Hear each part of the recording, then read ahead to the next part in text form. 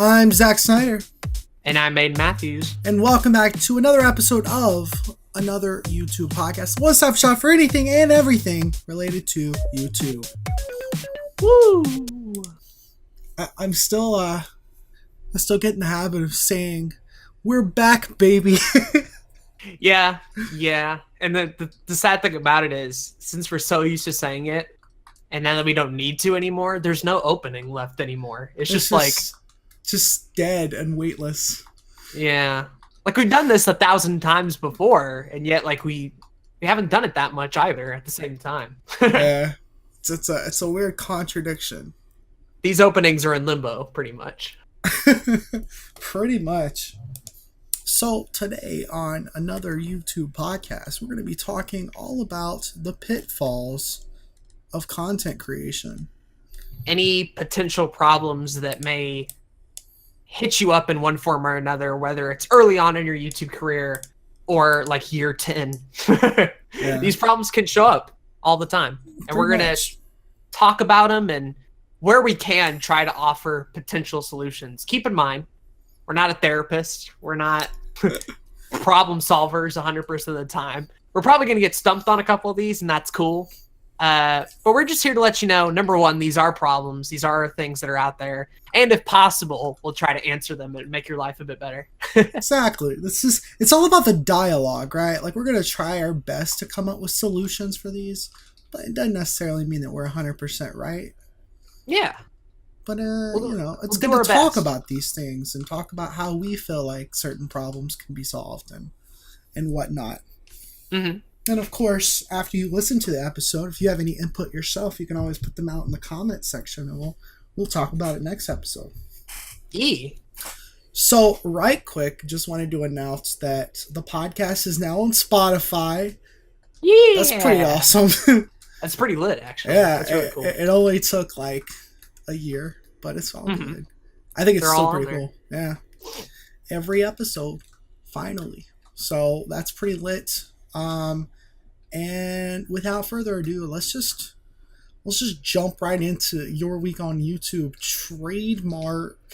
I thought you were going to skip it and say, let's jump right into the topic. And I'm like, Zach, did you honestly forget the best segment of the Absolutely entire podcast? Not. Yeah. How can I forget it? I was about to rail in. How can I forget the best? The best Jay the Zoomer's section. Favorite segment. Yeah, I think we should start announcing it as that, like, Jay the Zoomer's favorite segment. Your week on trademark. YouTube. Your week on trademark. There we go. What's funny is I don't think he's watched the last 2 episodes. Really? Yeah. That's sad. It is sad.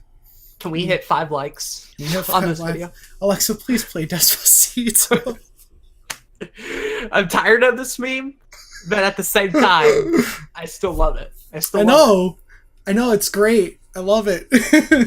I hate Despacito, but I love it at the same time. It's trash. It's so funny. But I'm on that level. You know, it's not a bad song. It's actually not a bad song. I think it's okay. It's a bit irritating. After you hear it so many times, absolutely. Sure. But anyways, your week on YouTube trademark. Mm-hmm. It's the favorite section of everybody's podcast listening time. I guess I'll start this week since you started last time. Yeah, we'll go back and forth with it. Get a bit of a flow, a pattern, if you will. Get a little rhythm into it, yeah.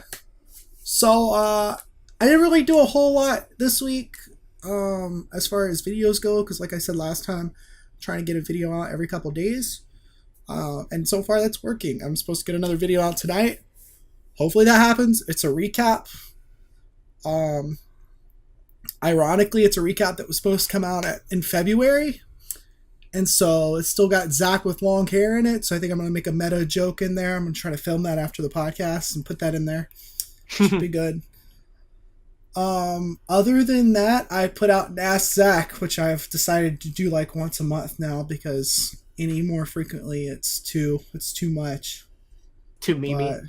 It's too memey. Well, actually, I really like recording them and I really like editing them, but I feel like if I do them too often, I don't have enough content for it. Fair enough. And especially with the quality of questions that I get asked. Oh yeah, for sure. It's not a questions on the couch scenario where you get into like deep philosophical moments along with your dumb stupid questions. It's mainly the latter. Dumb stupid questions. Yeah. Yeah. I don't know what happened because at first it was a good mixture, Mhm. and now it's not. I remember it being pretty good in its early days on Sabijin Games. Yeah. And then once it kind of got middle of the road, and then once it got to ZSP especially, it just became a memey good time. Yeah, which I'm cool with, honestly. I mean, Sure. I have my thumbnail for the most recent video is my face on Garfield's body. On Garfield, yeah. So it's it's pretty quality content, you know. Some of the ass sack thumbnails are pretty good in general. They're some of my favorites. I try to make them somewhat presentable. Surreal is the word I'd use. Surreal is a good word for it, actually. Yeah. I think I looked up trippy background for the background for the latest image, so that I could make that thumbnail. And I was like, I need something with fractals in it, and I found just what I was looking for. I didn't even have to look up the word fractals, so it was perfect. Nice. Yeah, it's almost like Destiny had made that happen. I feel you. Anyways, that's stupid. I'm still trying to do the IGTV grind.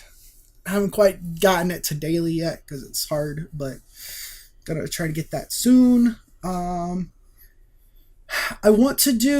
still want to do the whole like reviewing TV show episodes and comic books and all that kind of stuff in an IGTV format.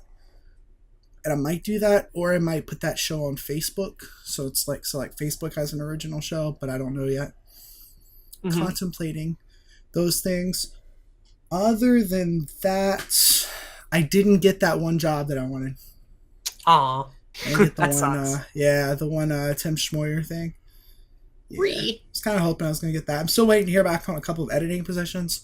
So if I can get one of those, that'd be great. The one we talked about, the past 2 episodes, we still don't know about that one yet. Still don't know about that yet. Okay. Still waiting. Okay. But the arc continues.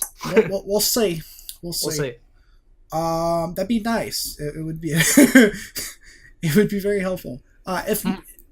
Regardless of that, I'm gonna the next couple of days, I'm gonna go send out some more like DMs and emails and stuff to other people, trying to make that shit happen. You know. I feel you. And then that's pretty much it, man. It's nice and short and to the point. Yeah.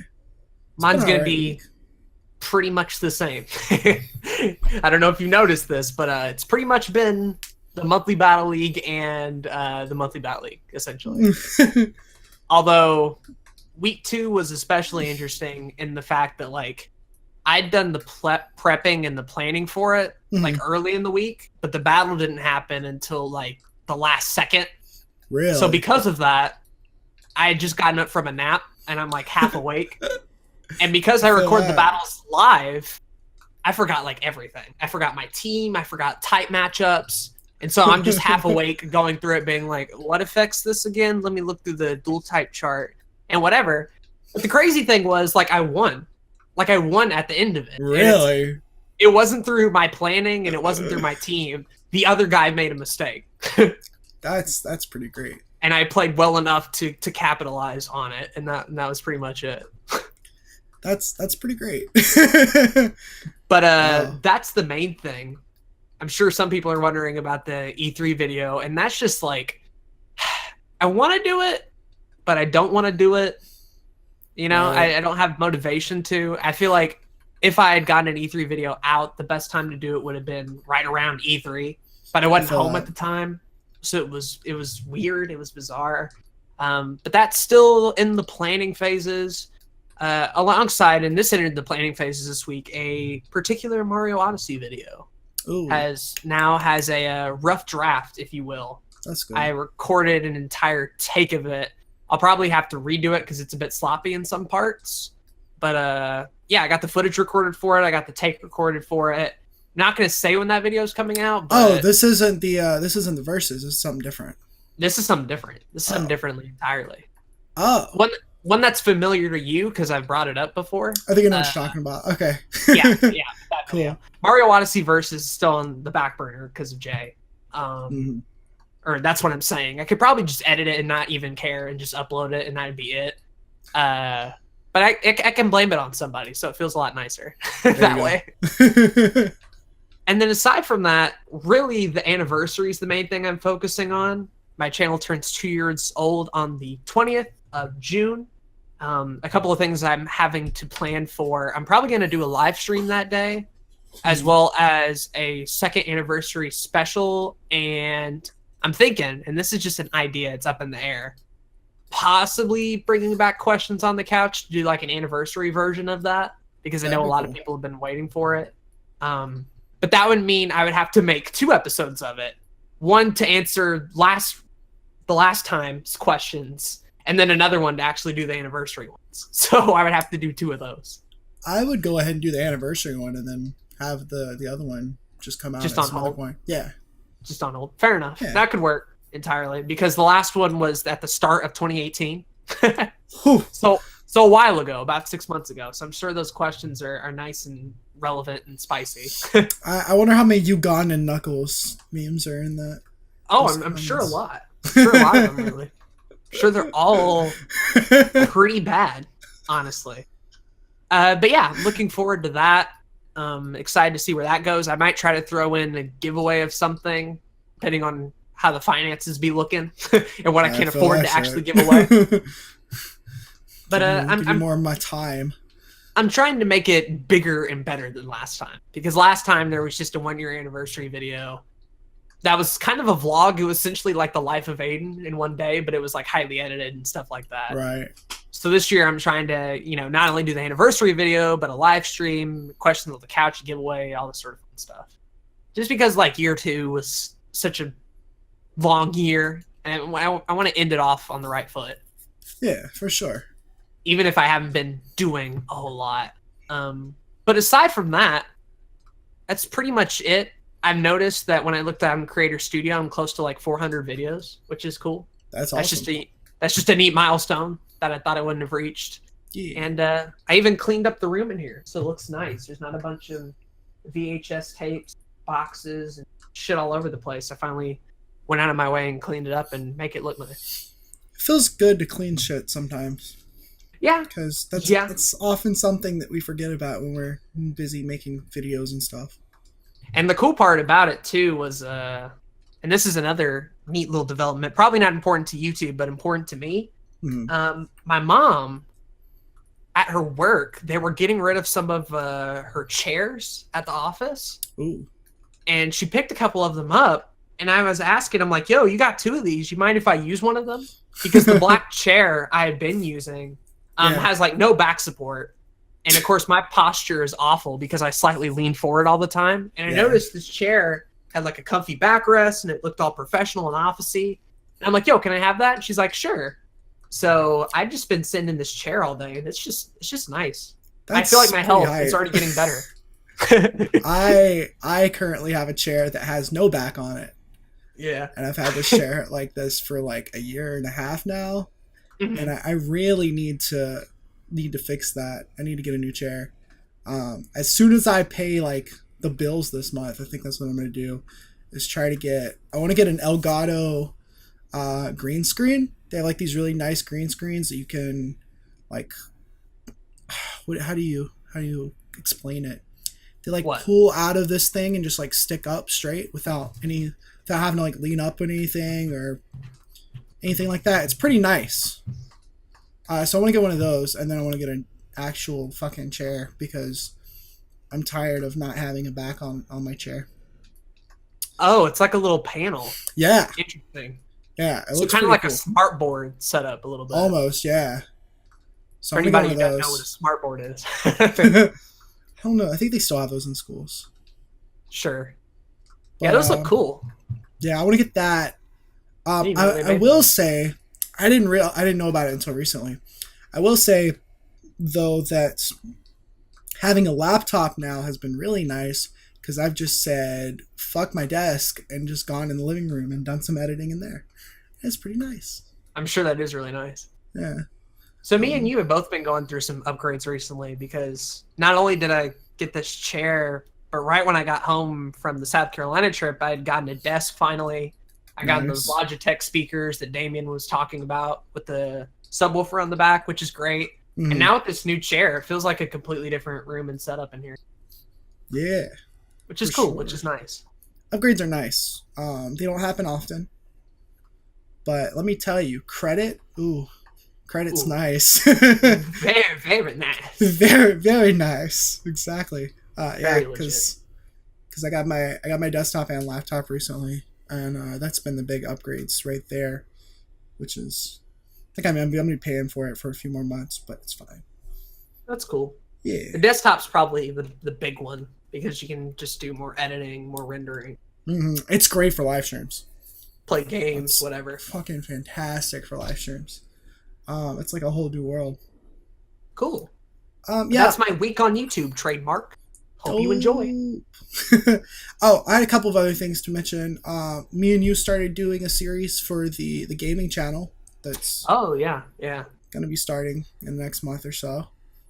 So that's dope. Got some more leadway on that. Hype for that.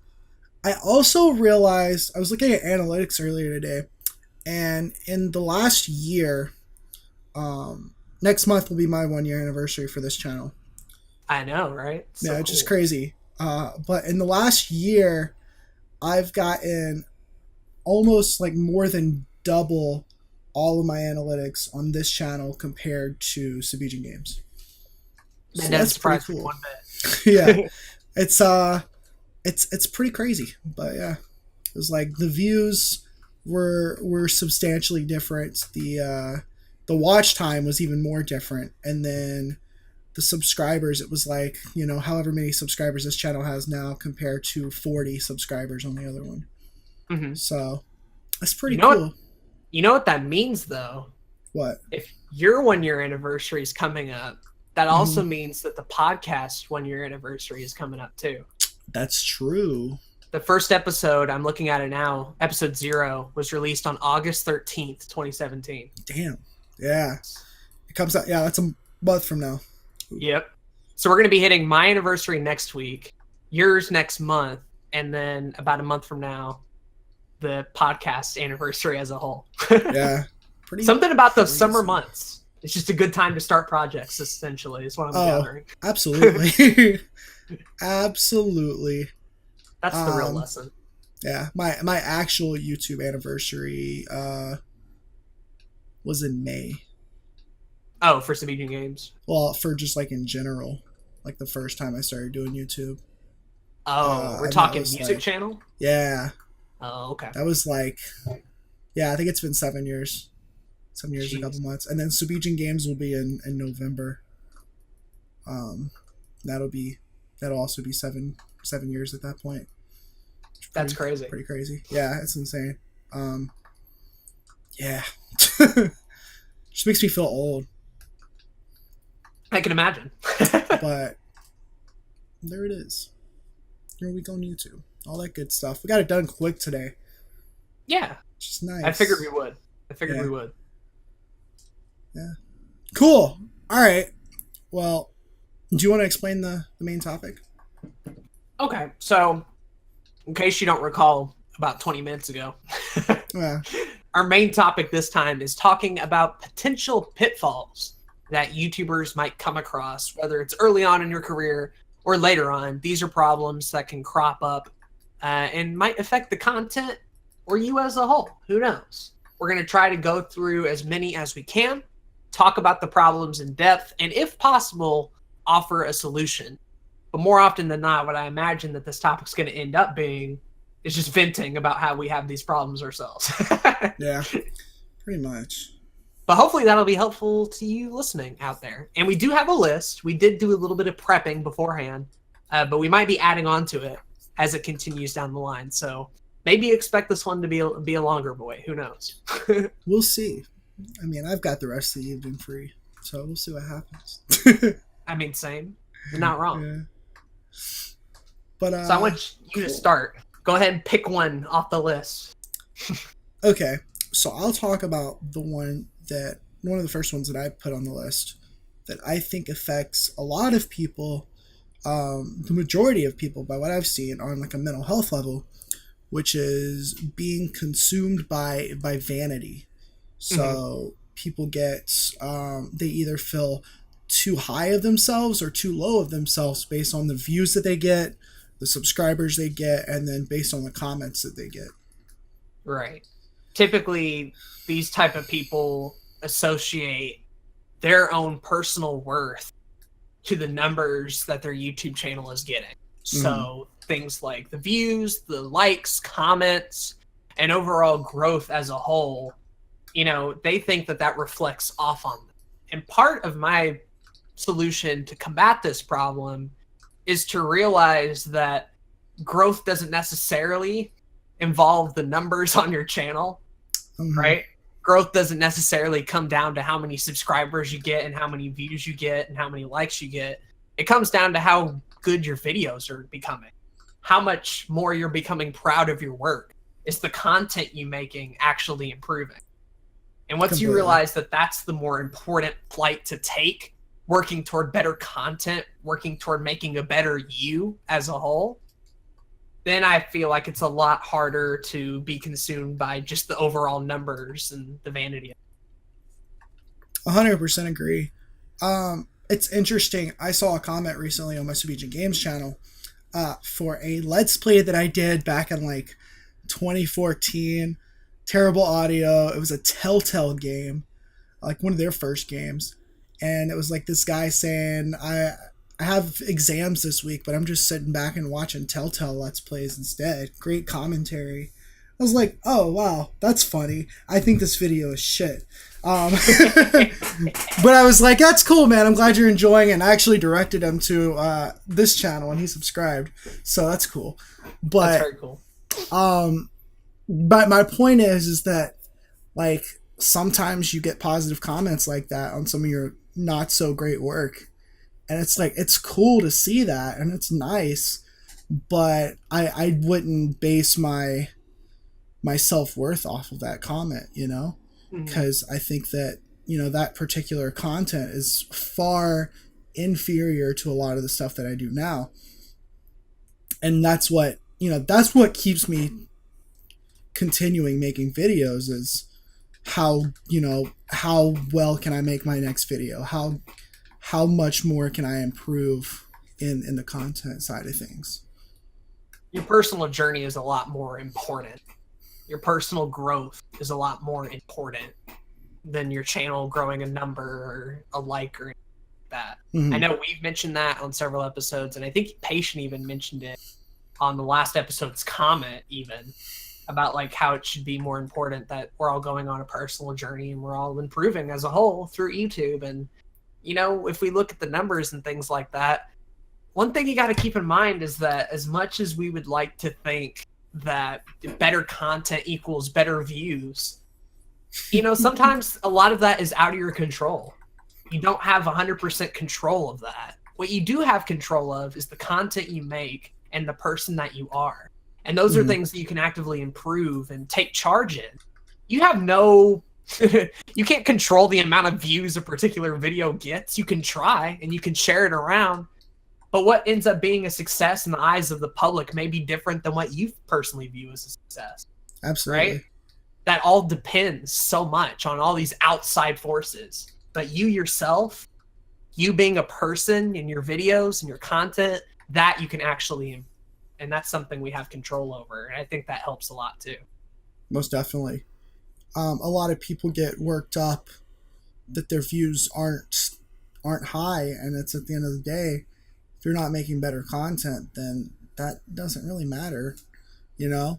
And then on the opposite side of things, there are a lot of bigger YouTubers that'll, you know, they'll have millions of views, they'll have millions of subscribers, they'll have millions of dollars, and they let that consume themselves as well. And they often believe that they're more important because of it. When at the end of the day, like, you know, you're just a person like us. And that's, I think the phrase goes, too much success isn't really a good thing. Yeah. There needs to be failure. There needs to be roadblocks along the way. There needs to be another rung up the ladder, another step to greatness. You don't Right. just reach the top and stay there, because it's pretty boring up there and can often leave you feeling like a narcissist and can often leave you feeling like you're above people. But no, there's always steps to grow. PewDiePie may be at the top, but even he is still finding ways to change up his content, to continue evolving, not only as a person, but as a YouTuber as a whole. There's no top rung. There's no top spot. We're all just simply climbing to greatness one step at a time. Mm-hmm. Absolutely. And loving the journey along the way. Yeah.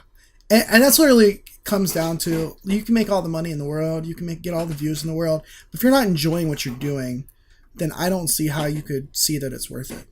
Mm. And it's like, yeah, but but I'm making all this money. Why wouldn't I see it's worth it? And I mean, I guess, sure. But I personally, I don't want to do things that I don't want to do just because I'm making a shit ton of money, And the thing is, too, that I wanted to briefly mention is numbers do have their value. We're not saying that you should completely ignore your views, your likes, and your subscribers. Analytics are a very important thing, and it's something that you should pay attention to. Oh, of course. But only as a means of looking at data, only as a means of learning and improving. Not as something to hold you back.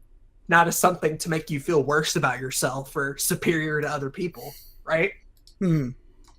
Use it for self-reflection, use it for collecting data, figure out what you need to do next, and, expound upon it. Yeah, for sure. I mean, I still look at my analytics about once a week, and I try to see, what's going well, what's not going as well, try to figure out what I can do to, like, for instance, one of the best ways to try to figure out how you can get more views and subscribers and stuff is to go see which videos got the most views. Go see which videos you've done that's got the most watch time, and go through that and determine, okay, this particular type of video got the most watch time. Maybe I should do this kind of video more, but only do it if that's something you're going to enjoy doing, right?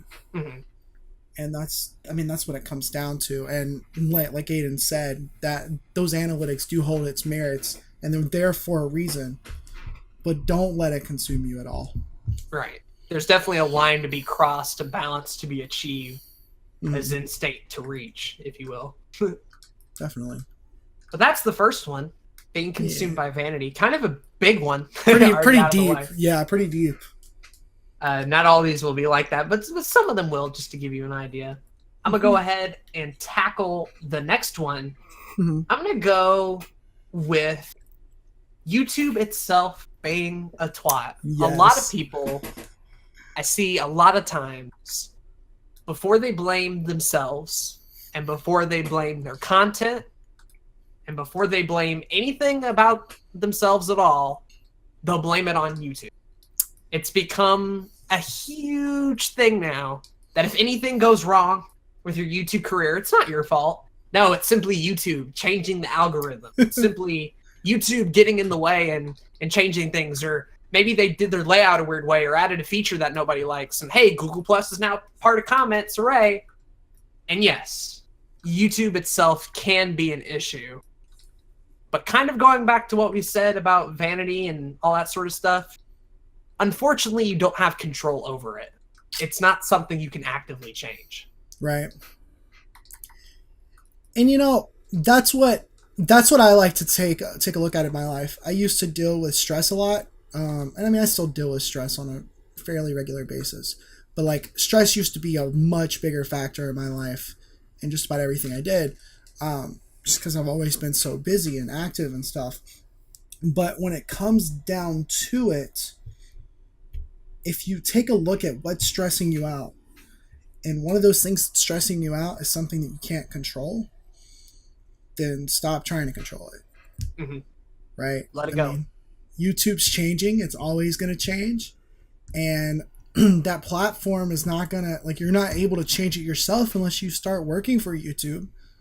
And if that's your goal, if you really want to make it change that much, then go for it. But at the end of the day, it's like when people complain about, oh man, it's raining today and I'm not going to be able to cut the grass. Okay, well, why are you stressing out about it? You can cut grass tomorrow. Mm-hmm. You could have done it yesterday, but you were sitting down watching TV. You know, it's things like that. Like, people often, and you know, I've victim of this in the past as well. I'm sure you've dealt with this in the past as well. I think it's an everyday human trait to want to control everything, but it's just not possible. Mm-hmm. And placing blame on things you can't control doesn't help solve that matter. Mm. You can write your angry emails to YouTube all you want, but at the end of the day, they're a multi-billion-dollar company and you're you. So keep that in mind. As much as you dislike the platform and as much as you think needs to be changed, not everybody views it that way. Your average everyday Joe just goes on YouTube to watch cats and sports videos and maybe late night TV, possibly. That's about it. That's the extent of most people using YouTube. They're not the hardcore crowd. They're not the people who have channels. They're not the people who rely on this platform for money and everything. They're just your everyday people. Mm-hmm. And I think another thing that factors into this too is that the people on this website that are truly going to succeed above all else are the people who know how to adapt to their situation. Absolutely. Something changes, you change to fit that mold. Rather than sitting around complaining, not bothering to change anything, the ones who adapt are already going to be 3 steps ahead and are going to find a way to make their stuff work no matter what circumstances. Mm-hmm. Yeah, it's like a game of chess, right? And that's what I see the algorithm as. That's what I see YouTube as a platform. It's like a game. Mm-hmm. You want to win the game, then play the game. If you're playing a game of chess and you're about to lose, you can't just be like, all right, well, I'm going to move my pawn across the board and get rid of the king, and that's going to help me win. You can't change the rules of the game.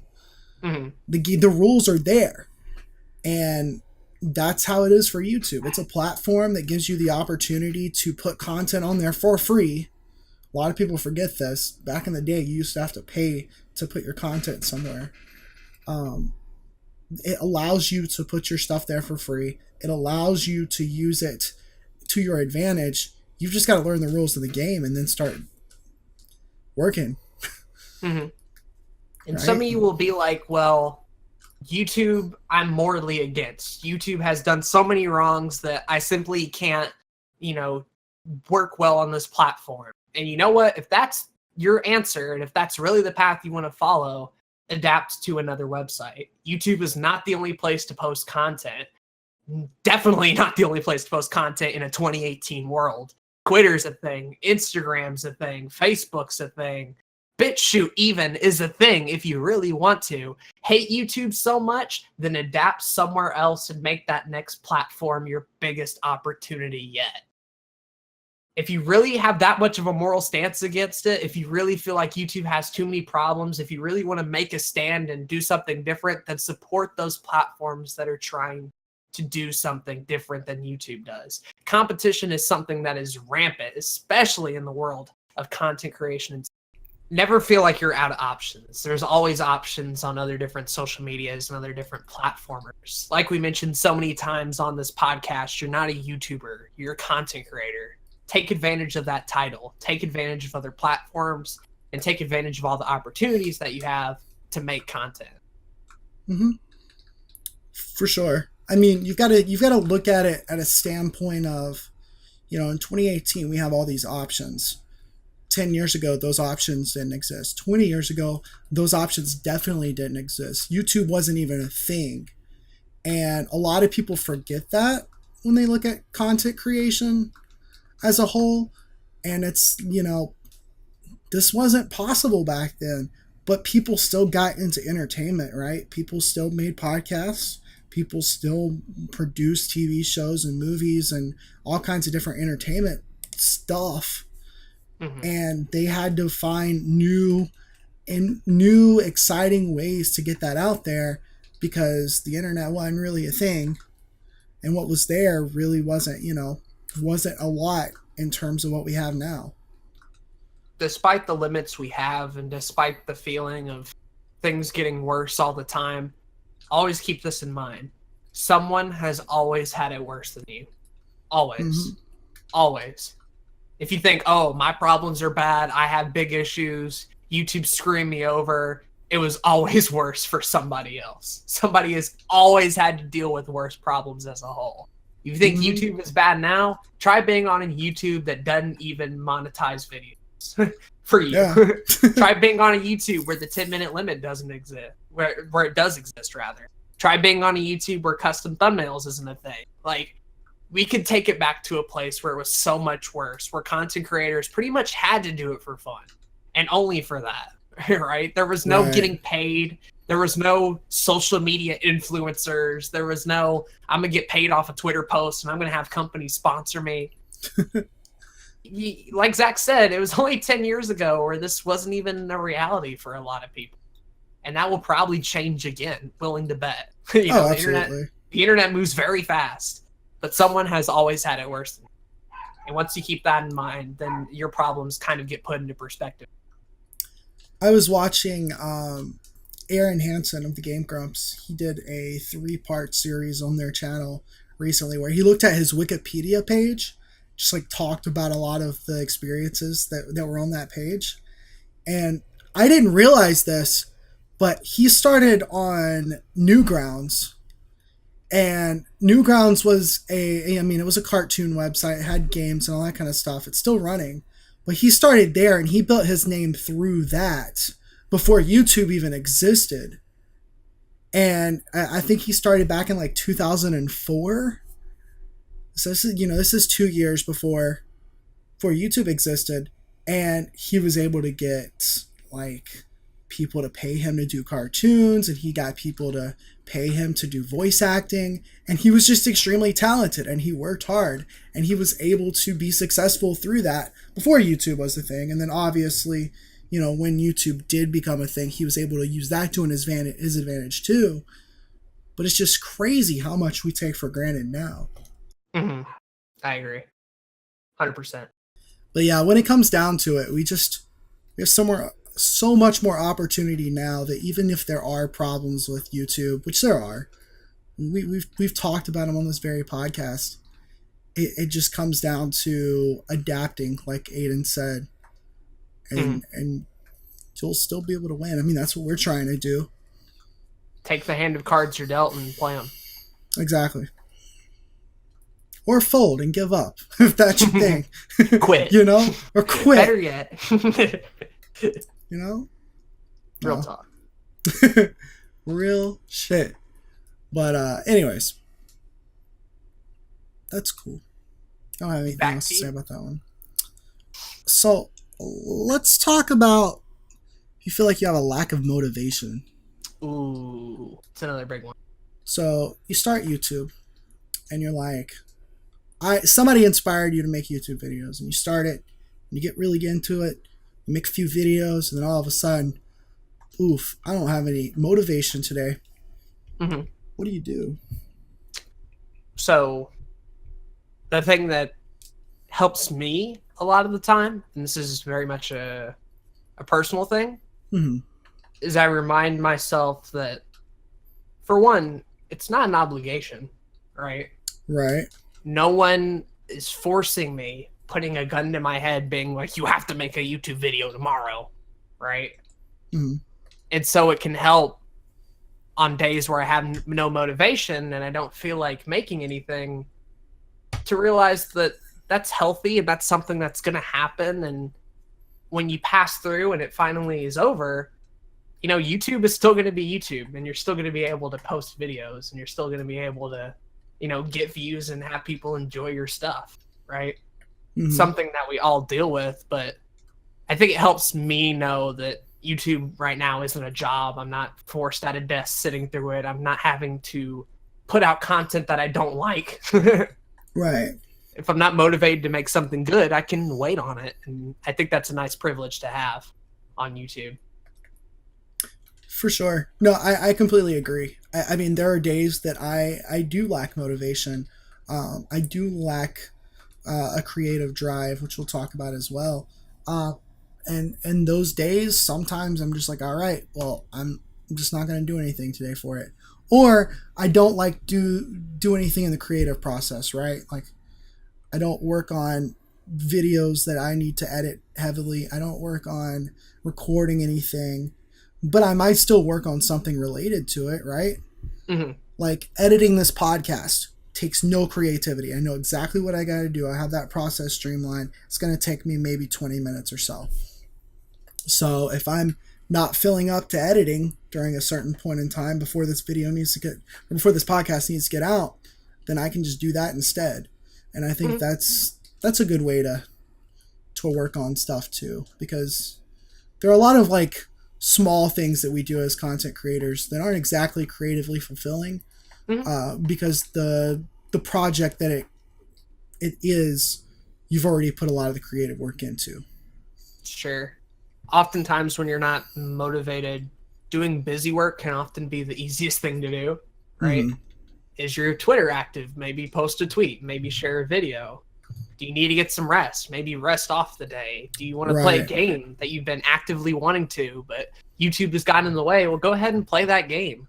Go out, go to a park, see something new, clean your desktop, clean your room even. Who knows? Like, there's so many things that can be done that aren't related to YouTube, that taking some days out of your schedule to just do busy work or to do some simple edits or to keep your mind occupied, basically, while you don't have any creative going on, can often help a lot and will eventually lead you back into a state of creativity where maybe something inspirational hits you, or maybe you got a new idea for a video that you have to work on. You never know when it'll come to you. So doing things like busy work, I find, can help keep your mind at ease. Absolutely. But you're right. Like, it is such a privilege that when you're in this position of content creator, or even, once you start making money from it and you start, doing a lot of the bulk of the work that we're not doing quite yet ourselves, you become an entrepreneur, right? Mm-hmm. And there's this thing about being an independent creator, an entrepreneur, to where that's maybe all you do. And if you're still working a job and you're still doing school and all that kind of stuff, then obviously YouTube or content creation doesn't take as big of a thing in your life. But either way, you're in charge of your time. Right. You're 100% in charge of that time. And so if like you said, if you have a day where you're just not feeling up to it, then take the day off. There's nothing wrong with that. Mm-hmm. And maybe another problem that can lead into lack of motivation a lot of the time is maybe it's not like, how can I word this? Oftentimes it can come down to what you've been doing is why you lose motivation. So if you're working on several series and you start to feel a lack of motivation, maybe it has nothing to do with you as a whole, but the content you're creating. Right. Has the content drained you? Has it left you, not feeling motivated? And if that's the case, you probably need to try something new and try something to change things up, to re-motivate you, to get you back into things. It could be you, the person. You could just be having a bad day and you could maybe not feel up to the task. But a problem could be your channel as a whole and the content that you're making. Yeah, for sure. Recently, I realized one of the reasons I didn't have a recap come out in the last few months is because I kind of got a little drained from it. Because I found a formula for the videos. I figured out how they would work, and editing them just wasn't as fun for me. And so I had to take a break from it. And so that's why I didn't force myself to do them for the last couple of months. Now I'm feeling more motivated to do them. I'm feeling back up to the task to doing it. And I still very much enjoy doing the series, but it was something that I needed a break from, and I didn't realize it until later. Agreed. Feel free to take breaks. Feel free to do busy work. Feel free to change up your channel. It's not an obligation. It's not something that you have to do day in and day out. If you're feeling unmotivated, that's fine. That's cool. But figure out what it might be and maybe take some time away from it to get your head straight and to feel back up to it.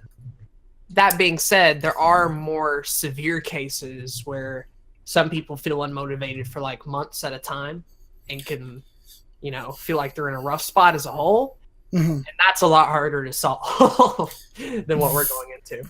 Yeah, that, and I mean, I'll be completely 100% honest. The beginning of the year, around January, about halfway through, I got the flu, and then I started kind of getting depressed, and I was like, not really feeling it right now. I don't know what to do.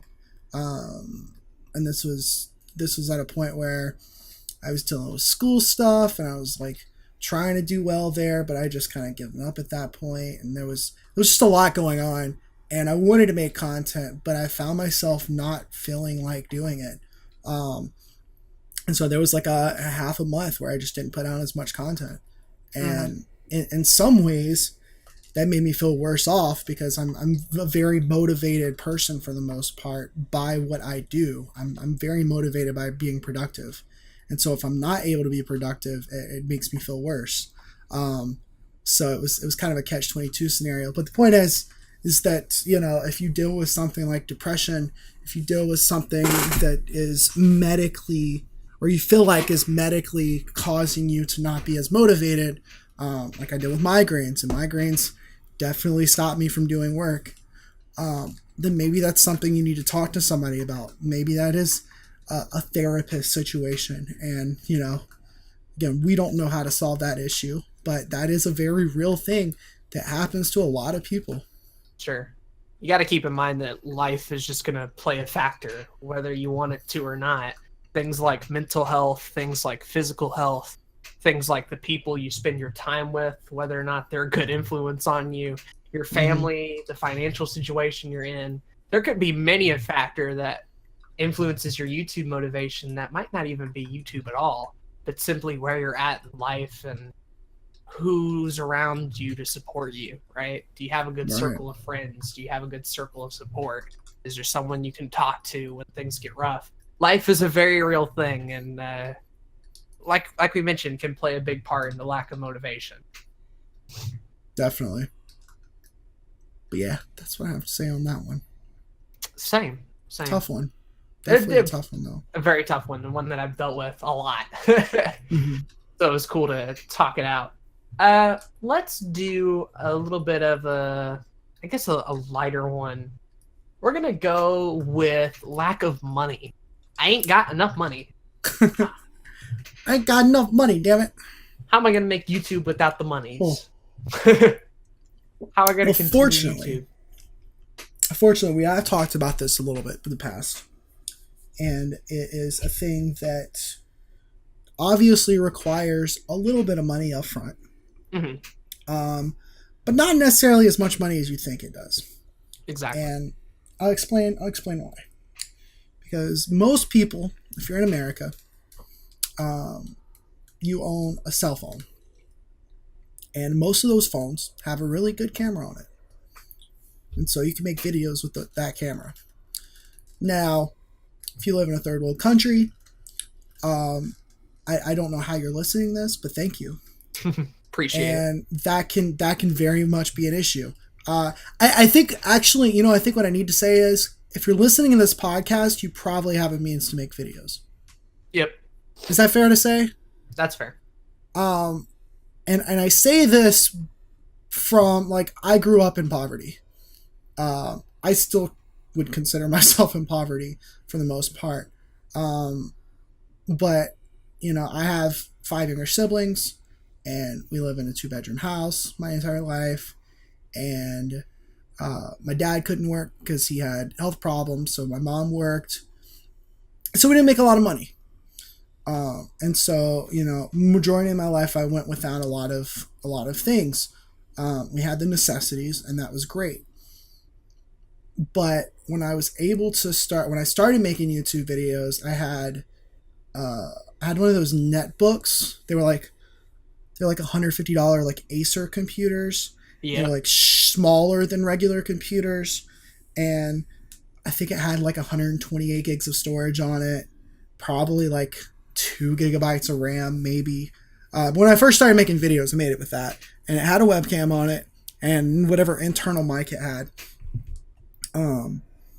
And I wasn't able to make gaming videos like I wanted to, or I wanted to record Nintendo 64 games, but wasn't able to. So I started with NES games. And I started by making music covers and doing like live, face, videos and stuff. And I mean, that's really what it comes down to. You might not be able to create exactly what you want now because of money limitations, but you're still able to create something with what you got. I mean, guarantee you. Same thing for me. Before I even had a YouTube channel, I recorded videos off a little flip handycam, which were around, and they had a little USB port so you could upload them quickly to a computer. After that, I had, like Zach said, one of those Acer books. Mine was an Acer Aspire. It was this tiny little blue thing with a tiny keyboard. Used the webcam off of that. A lot of the Sploder shows, actually, were done with that laptop. Editing, I had Camtasia Studio. You know, I didn't know how to edit thumbnails at all that sort of stuff. I very much did not have a ton of equipment, and I would even say that kids now are better off because at least they have like a good phone. At least absolutely. They have a good camera. Their microphone on their phone was probably better than the microphones that I had to deal with on flip cams and laptops and shitty headset mics and all that sort of stuff. But as time went on, not only did like I have more access to money because, you know, you can work a job, birthdays, all that sort of stuff, but the equipment threshold ended up getting a lot lower. You suddenly saw really good webcams like the C920 be less than like $100. The Blue Yeti mic is $100. These good Logitech speakers were $30. Desks are $30. Chairs are $30. Like, good lighting can be in your home for as much as $40. Everything that I have equipment-wise, aside from my capture card, is about $100 or less individually. Right. So take that as you will. You may think that this all was bought one day and then I bought the entire thing at once. No, this was very much something that took years and years to build up over time. And there were definitely points in there where my content looked pretty bad, and there were other times where I learned the equipment that I had and I was able to get it a lot better. You know, limitations often breed creativity. Yeah, exactly. Using the stuff you have can often make content that you would have never dreamed of before. So yes, having a lack of money sucks, and yes, viewers have bigger expectations as far as what content should look like, what resolution should be, the audio quality, all this sort of stuff. Those are all things.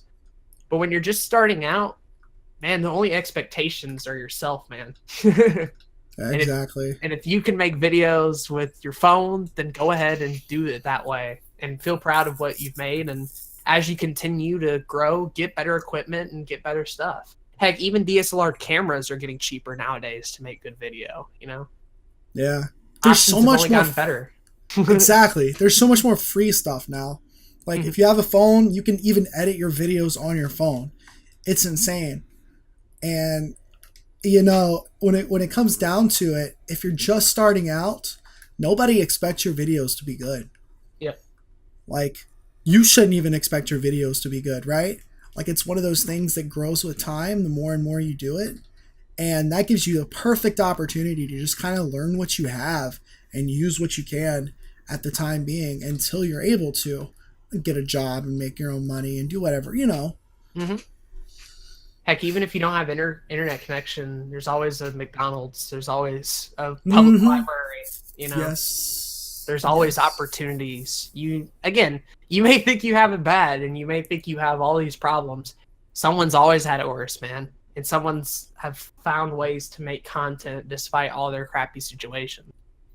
It may not be the most professional videos in the world. They may not be the most highly produced or whatever, but they're videos and they got done. Money was standing. You know, if you have a will, if you have a will to do it, you can make it. Completely. You said a line that I really like, which is limitations breed creativity, which I completely 100% agree with. The Nintendo Entertainment System, you know, the first Nintendo console, they were going to build it to be a 16-bit system, which would have been closer to a Super Nintendo at first, but they didn't have it in their budget to do that. So they ended up having to scale back down to an 8-bit system, and it still did very fucking good. It still has one of my favorite video game libraries of all time. But they had to deal with a lot of limitations. And in fact, video games, they have to deal with a lot of limitations even today sometimes. Animation, I was watching this video about like Pixar animation yesterday, and they were talking about how like for a while they couldn't animate humans because of how much money it was going to cost, and so they just didn't animate humans for a while, or they didn't do as much of it. And it was just like super interesting stuff like that. Like a lot of big creators and a lot of, you know, companies that create things, it usually takes time before they're able to do exactly what they envision because of money. But that doesn't mean you can't not still create. Mm-hmm. And learn along the way. Mm-hmm. Pick up skills, learn how to edit, learn how to make photos, Exactly. learn how to do all that sort of stuff. So by the time when you do finally get the equipment you want, you as a person will also be well-rounded enough to actually do things with that equipment. You know? Exactly. You can give super expensive equipment to somebody who doesn't know how to make videos and it'll still look bad. Because you don't know what to do. Yeah, exactly. It's like if you had given me everything I have now 7 years ago when I first started my channel, I wouldn't know what to do with half of it. Same. So, yeah. You work your way up to that kind of stuff. Lack of money ain't the end of the world. It's probably one of the easiest problems to get around. Mm-hmm. Definitely. And I think it's even for creative sake. I can't speak apparently. It'll help you in the long run, I think. I mean, a lot of art as we know it, like you mentioned, was built with limitations. Heck, the idea of the starving artist came from Vincent van Gogh, who couldn't afford to like eat anything other than bread. He bought like bread, wine, smokes, and art. And that's all he lived off of. Yep. Dude was poor. Dude roomed with his brother a lot of the time. Dude had a lot of bad relationships, didn't go to the best school, didn't do whatever. Known today as one of the most influential artists of all time. Which is crazy. Yep. Yeah. And there are 1,000 different stories like that from all sorts of different media. Mm-hmm. Yeah. Don't worry about having money. It's okay. It's not the end of the world. Pick another one. I'm going to pick another one. So, some people, like myself, want to do too much. Oh. they start a YouTube channel and they have 30 million ideas, and sometimes it becomes an issue. Right. the scatterbrain, if you will. Yeah, almost, yeah. I have a billion ideas, but I don't know which ones to do and which ones to get to. Right. I don't deal with this problem a lot personally, because usually when an idea comes to me, I execute it like right there, so I don't have to like keep it in the back of my head for a while. I can just have it done.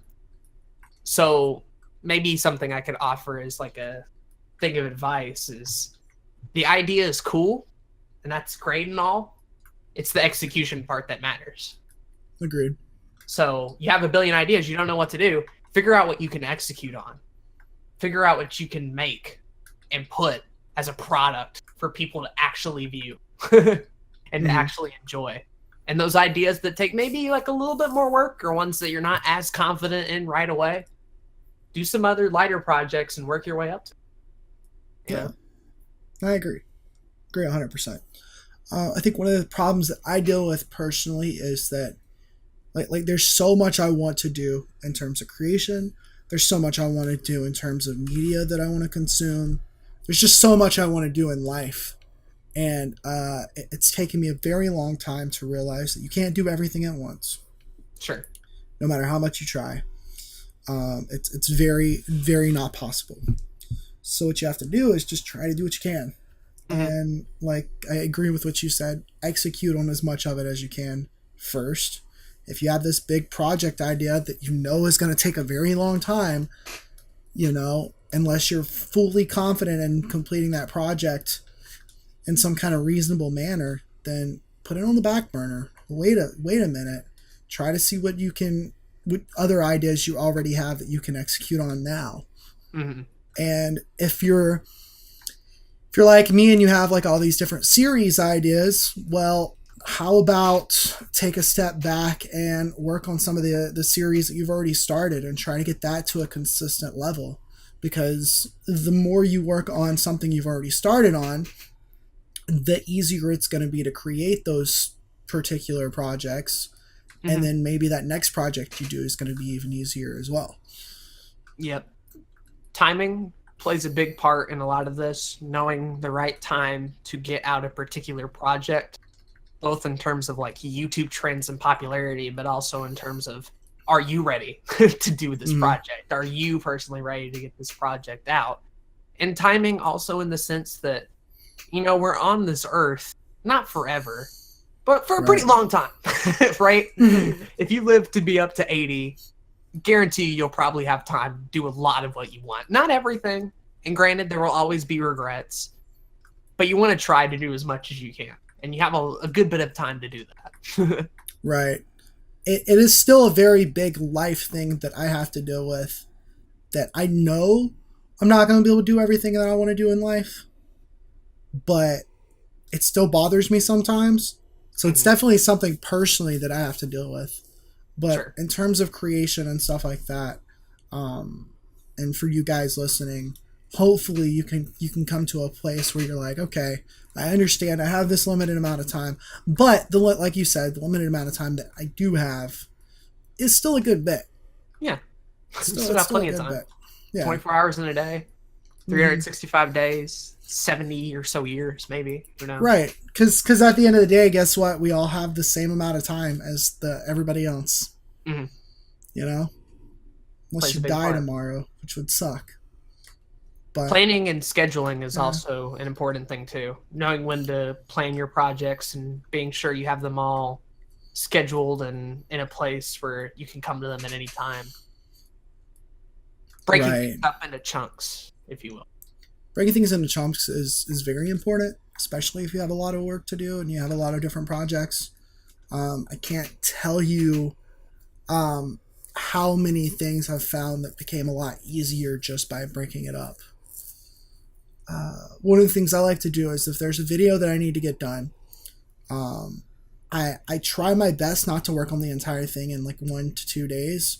I try to break it up into a couple of days, you know, just so that I can really, you know, make it the best it can be. But maybe, you know, you don't need to write, record, edit, upload a video in the same day. If you can, that's cool, but it might be easier for you to write it and record it in one day and then go back to it a couple days later and then get some of the editing done, you know? Things like that. 100%. Yeah. Plan. Yeah.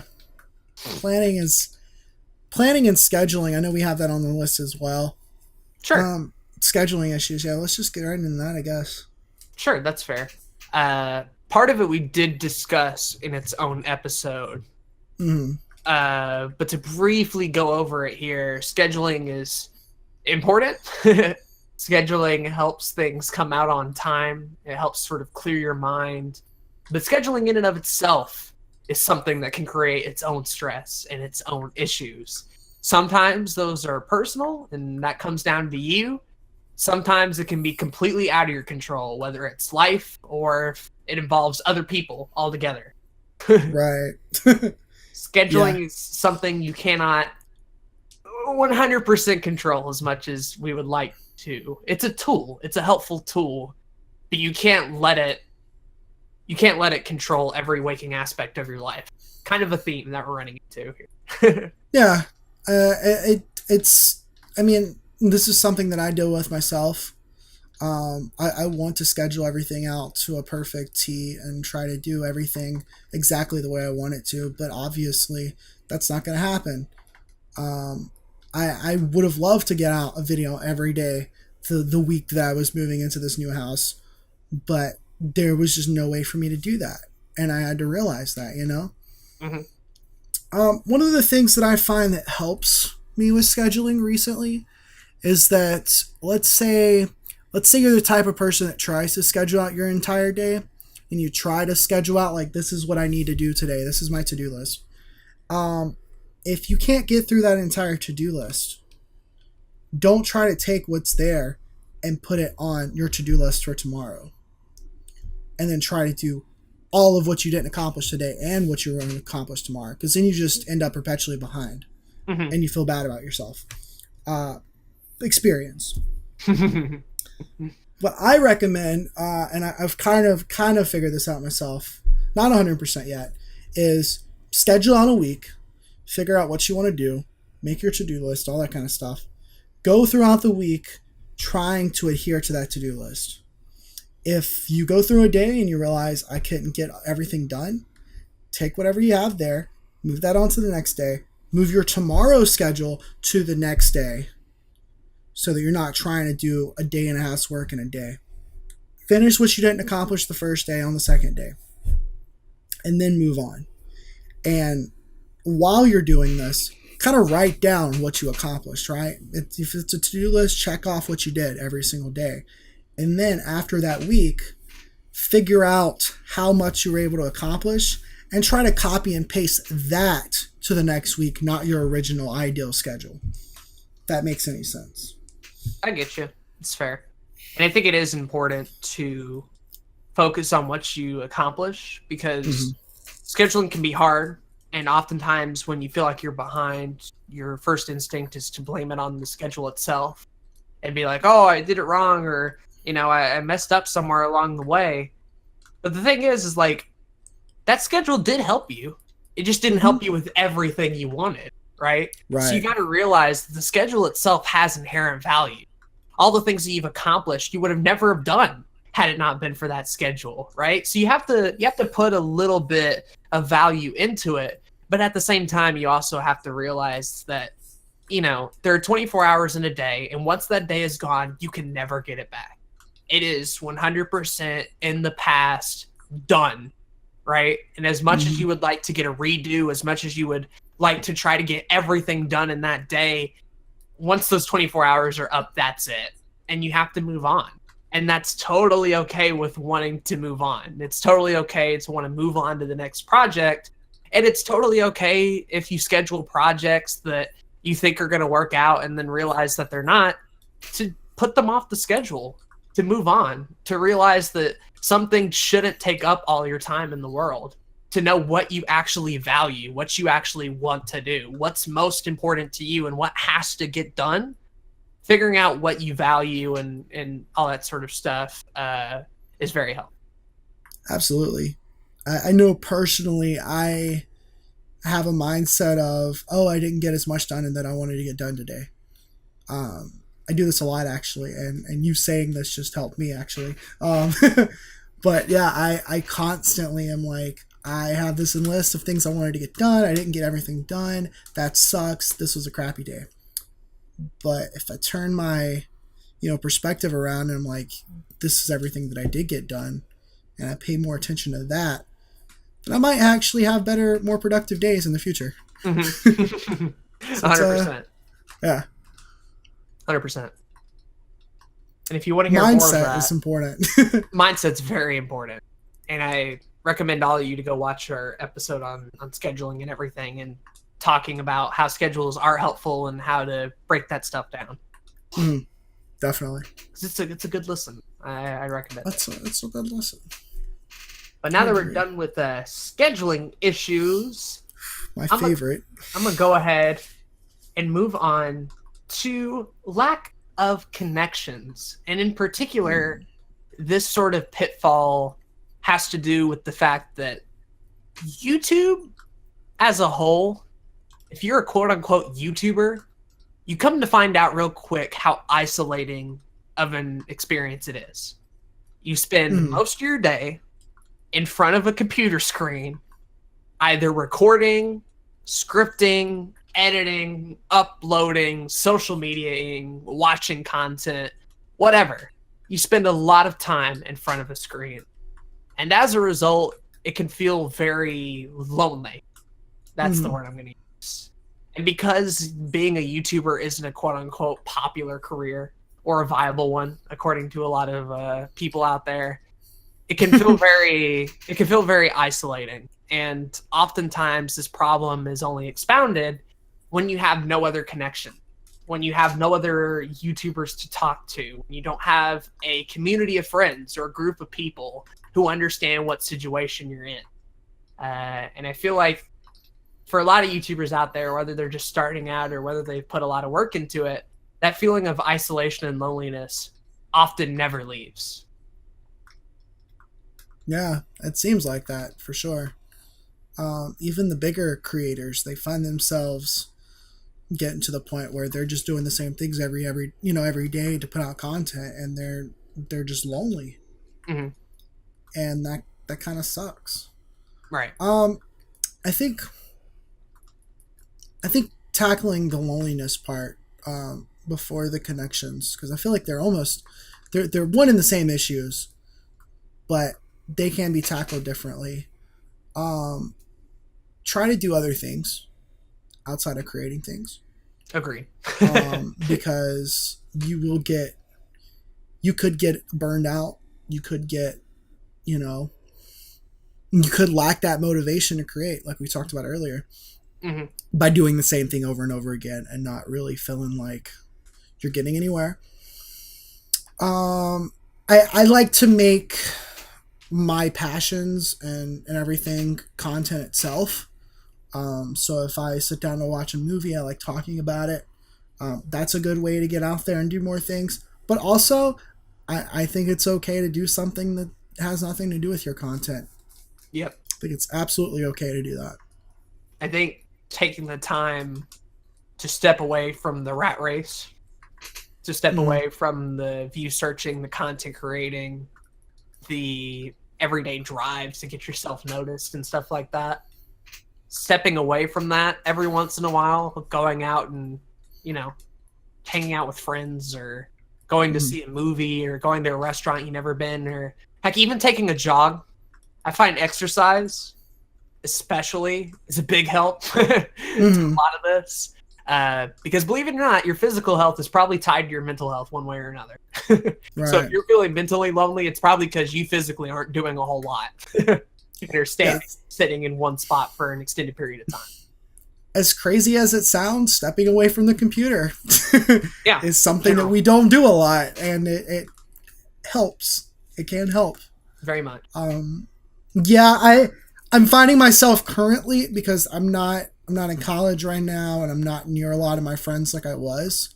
I'm not able to just go and hang out with people as easily as I was in college, which is a little rough. But I personally need to take the time to try to connect with some of those people again, and just hang out with people, because it was nice to step out of my room from recording and editing and hang out with people. It was nice to, it's nice to go to a movie theater and see a movie, or, whatever it may be. Mm-hmm. Just stepping away from everything and not putting all of your attention into it is just as valuable as putting all your attention into it. Sure. 100%. And that can help tackle the loneliness and that. But often when you're dealing with the isolation aspect of it, being able to find other people in a similar field really goes a long way into feeling you're not the only one there. Really goes a long way into feeling like your struggles are everybody's struggles. You have problems with views. You have problems with making content. Guarantee you every other YouTuber does. And having another YouTuber friend to talk about, or someone who works in content creation, or someone who makes videos, being able to talk to someone like that is super, super huge in helping you feel like, we're all in this together. We're all part of the same game, the same challenge, the same journey. And we're experiencing it with other people. So going out of your way to be in a thing like a Facebook group, going out of your way to talk and communicate in a Discord you're maybe not used to being around. If some people are in a Skype call, maybe join, right? If some people are in a VC chat, maybe hang around and see what's up. Maybe play games, watch movies, do a podcast talking about all your YouTube issues. Stuff like that. Stuff like that. Definitely. No, completely. I have felt in the last year and a half, when I started taking all this YouTube stuff seriously, I've felt great about it because it's what I want to do and I'm actually, doing it. doing it. But then I've also felt like plenty of days where I'm just like, man, this sucks. Mm-hmm. And having this podcast, like we talked about last episode or episode 4, it's been super cathartic, and it's definitely helped that. Having the Discord, I can't imagine the last year without a Discord. Yeah. I feel like I would have given up or something, and I've never really given up at this, But when you put your all into something, you can get really, really bogged down by a lot of different things. Mm-hmm. And just having somebody else to talk about it that understands what you're going through is tremendous. Mm-hmm. And that's why I think it's so important to be a part of YouTube communities as a whole. If you're a PokeTuber, get with other PokeTubers. If you're part of the game review space, be a part of that. If you're doing podcasts, find other people in your area that are doing podcasts. Join Skype groups, join Facebook groups, Discord groups. Really go out of your way to be social and to meet as many people as you can. It won't be a pleasant experience all the time. You're going to run into people who are strictly there to leech off of you and to get views and yada, yada, yada. But you are eventually going to run across someone who is genuine, who does understand what your plight is and should help you along the way. A lot of big moments that have happened on my channel or Zach's channel is because we've talked about something in a Discord call like this and it actually came to fruition. Example being this podcast, stuff like that. Absolutely. Yeah, and in terms of like, I feel like when you look at connections, it's one thing to try to find people that you can talk to, and then there's the other thing of trying to find people that can help you pursue your goals and help you pursue what kind of career you're looking for, and again, it just comes down to actively searching it out. You stay in your room all day and edit and make videos and all that kind of stuff. Cool. But that's not going to help with this issue. You really do have to be active about it and look around and try to find other people that are in similar mindset as you. 100%. So, yeah. Good deal. So, yeah. We're solving all these issues today. We're trying. Making an effort. We're getting there. Busting gotta make an effort. You just gotta make an effort at everything, man. Fair enough. Fair enough. So the next one. Mommy, there's some people on YouTube that are making fun of me. Oh no. I don't know what to do. Not the dreaded internet hate. Not the haters. Somebody made a diss track of me. Oh no. I don't know how to clap back.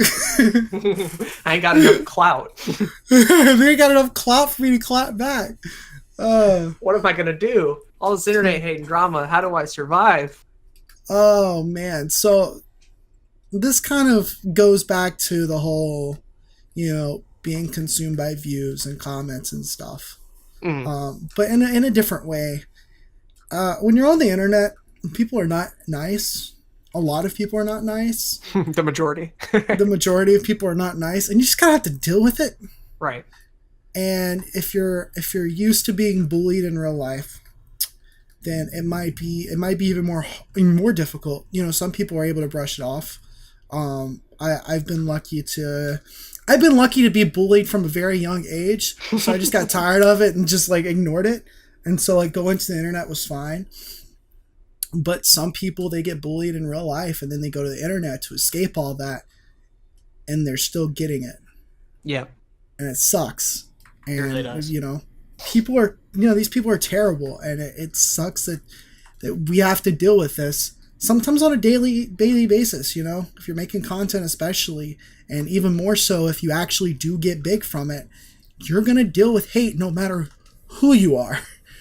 Which is insane, but it's just the case. You got to realize when you do YouTube that you're putting yourself out there, and because of that, not everybody is going to like who you put out, right? Yeah. Not everybody is going to like your personality, your voice, your content, whatever. But again, you as a person and the type of stuff you make, there's parts of that you can control, but there's other parts of it that you can't. If someone's making fun of you for your voice, well, you can't really do much to change that, right? And a lot of internet hate, a lot of internet hate is very unrealistic, is what you come to find out. And a lot of it doesn't really have a basis or ground other than it's fun to bully people or it's popular to bully people. One of the two. Yeah. So a couple of things you can do. Number one, you can develop a thick skin, like Zach over here. Recommend. Just get used to it, because it's going to be a thing that happens. And number two, distance yourself from it. Don't read comments. Ignore it. If something is getting thrown at you and you understand that there's nothing you can do about it, don't put more energy into it. Don't feed the bull, right? Don't feed the anger. Let it fizzle out on its own. Ignore it. The last thing you want to do is, if a hate mob is going at you, for you to fuel their fire will only make it 10 times worse. Ignore it. Let it pass. It will go like a storm and you can move on to the next thing. Because another cool thing about internet hate that a lot of people don't know is it'll move on to the next thing before you even know it. Right? Yeah, you may be the laughing stock today, but some other idiot will be the laughing stock tomorrow. And the same thing can continue. The only people out there who get multiple hate are the people who fuel that fire. Pretty much. I think what's so interesting about it, I almost find this a really cool concept, is that it really doesn't matter who you are. You're going to get hate on the internet regardless. Yep. And so if you're getting hate and PewDiePie is getting hate and insert your favorite actor or actress is getting hate, then why does it matter? Sure. Right? Like, literally everybody on the planet that does anything on the internet is going to get hate from somebody. Then it holds no weight, right? It's like that quote from The Incredibles 1. It's like, if everybody's super, then nobody's super. If everybody's getting hate, then it doesn't matter. Right. Doesn't really hold water. Yeah. And I know that can be hard to kind of conceptualize, because it does suck to hear people say mean things about you. And it can feel very real in the moment. It can feel like a personal attack, like someone is stepping on your toes and they're not some random internet anonymous person, but someone who is doing damage to you as a person. Right. But at the same time, it's someone on the internet who you don't know, who doesn't know you, who doesn't know your family, who doesn't know what you value and what you believe in. You know, you could take a Gary Vee mindset to it and have it be like, I would like for everybody to love me and appreciate me, but the people I care about most are the ones that know me the best. Right? Right. And it's those people that are most important, and it's those relationships that are worth holding on to. It's those people that you want to truly love and appreciate. Agreed. So they're the people that matter. You know? Yeah, I just... Yeah, I don't know what else to say about this. I mean, it just comes down to, like, a lot of his self-esteem. Sure. Which is a very hard thing to develop. I understand 100%. But yeah, a lot of it just comes down to just ignore them because they don't matter. Agreed. 100%. So, very similar. Okay. Comparing yourself to others. Ooh. Is something that a lot of people end up doing. A big one. Yep. Whether this means I am comparing myself to PewDiePie because he has the most subscribers and I don't, and that makes me feel bad about myself. Or comparing myself to a filmmaker because, or, you know, like Casey Neistat because he makes better videos than I do. Just over on and on and on. Just comparing yourself as to other people is something that is not good for your self-esteem. Agreed. And doesn't do anything positive for you.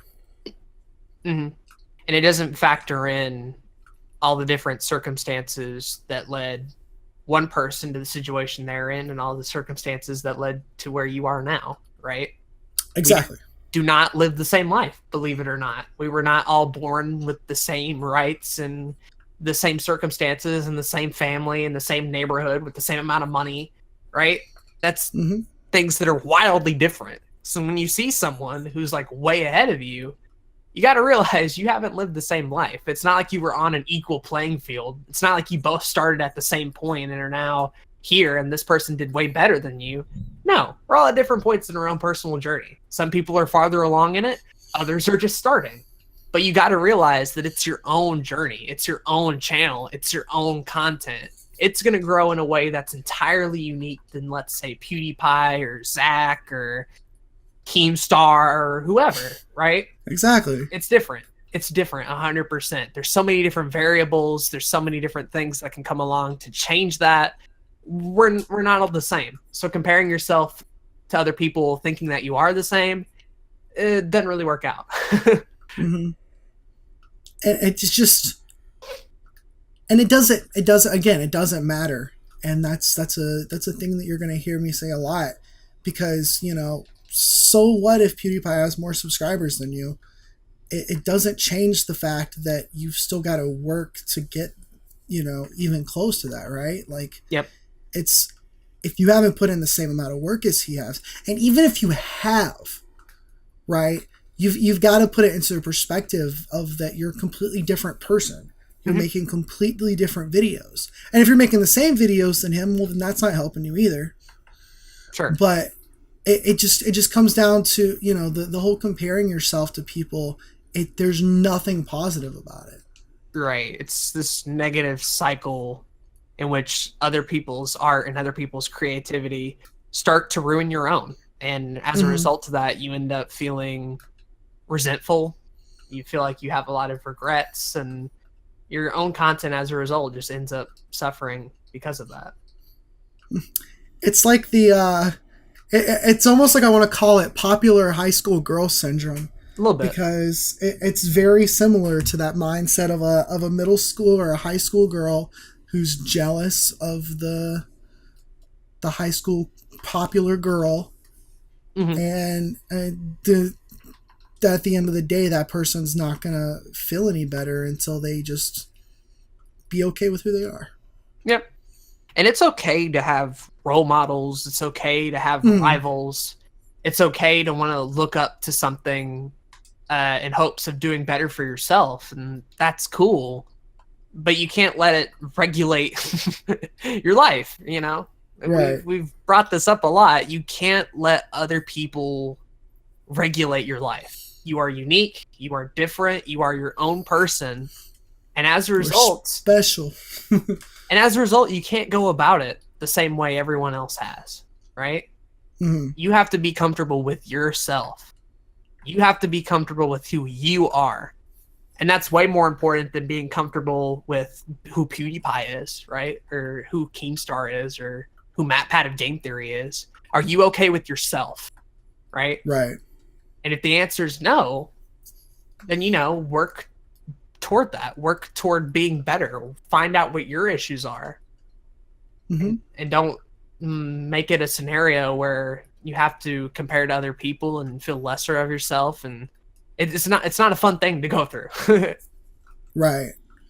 Continue to work on yourself, and absolutely, you know, if there's something about you that you don't like, that's reasonable, obviously. Like, if you don't have money and you don't like that about yourself, well, then work and try to make more money. If you're, you know, not fit at all and you don't like that about yourself, well, then work out and get fit. But you still have to be comfortable with who you are now, and you have to realize that, yeah, I want to make myself better, but not for the benefit of being better than somebody else. Yep. Being the benefit, or for the benefit of being better for yourself, is what's going to make that actually happen. Right. It's all part of the personal journey. Which is a lot of these things, you know? It comes down to your personal journey. It's very different than everybody else's. Sure. And I think what will help a lot of people with a lot of these problems is you kind of have to be an adult about things, right?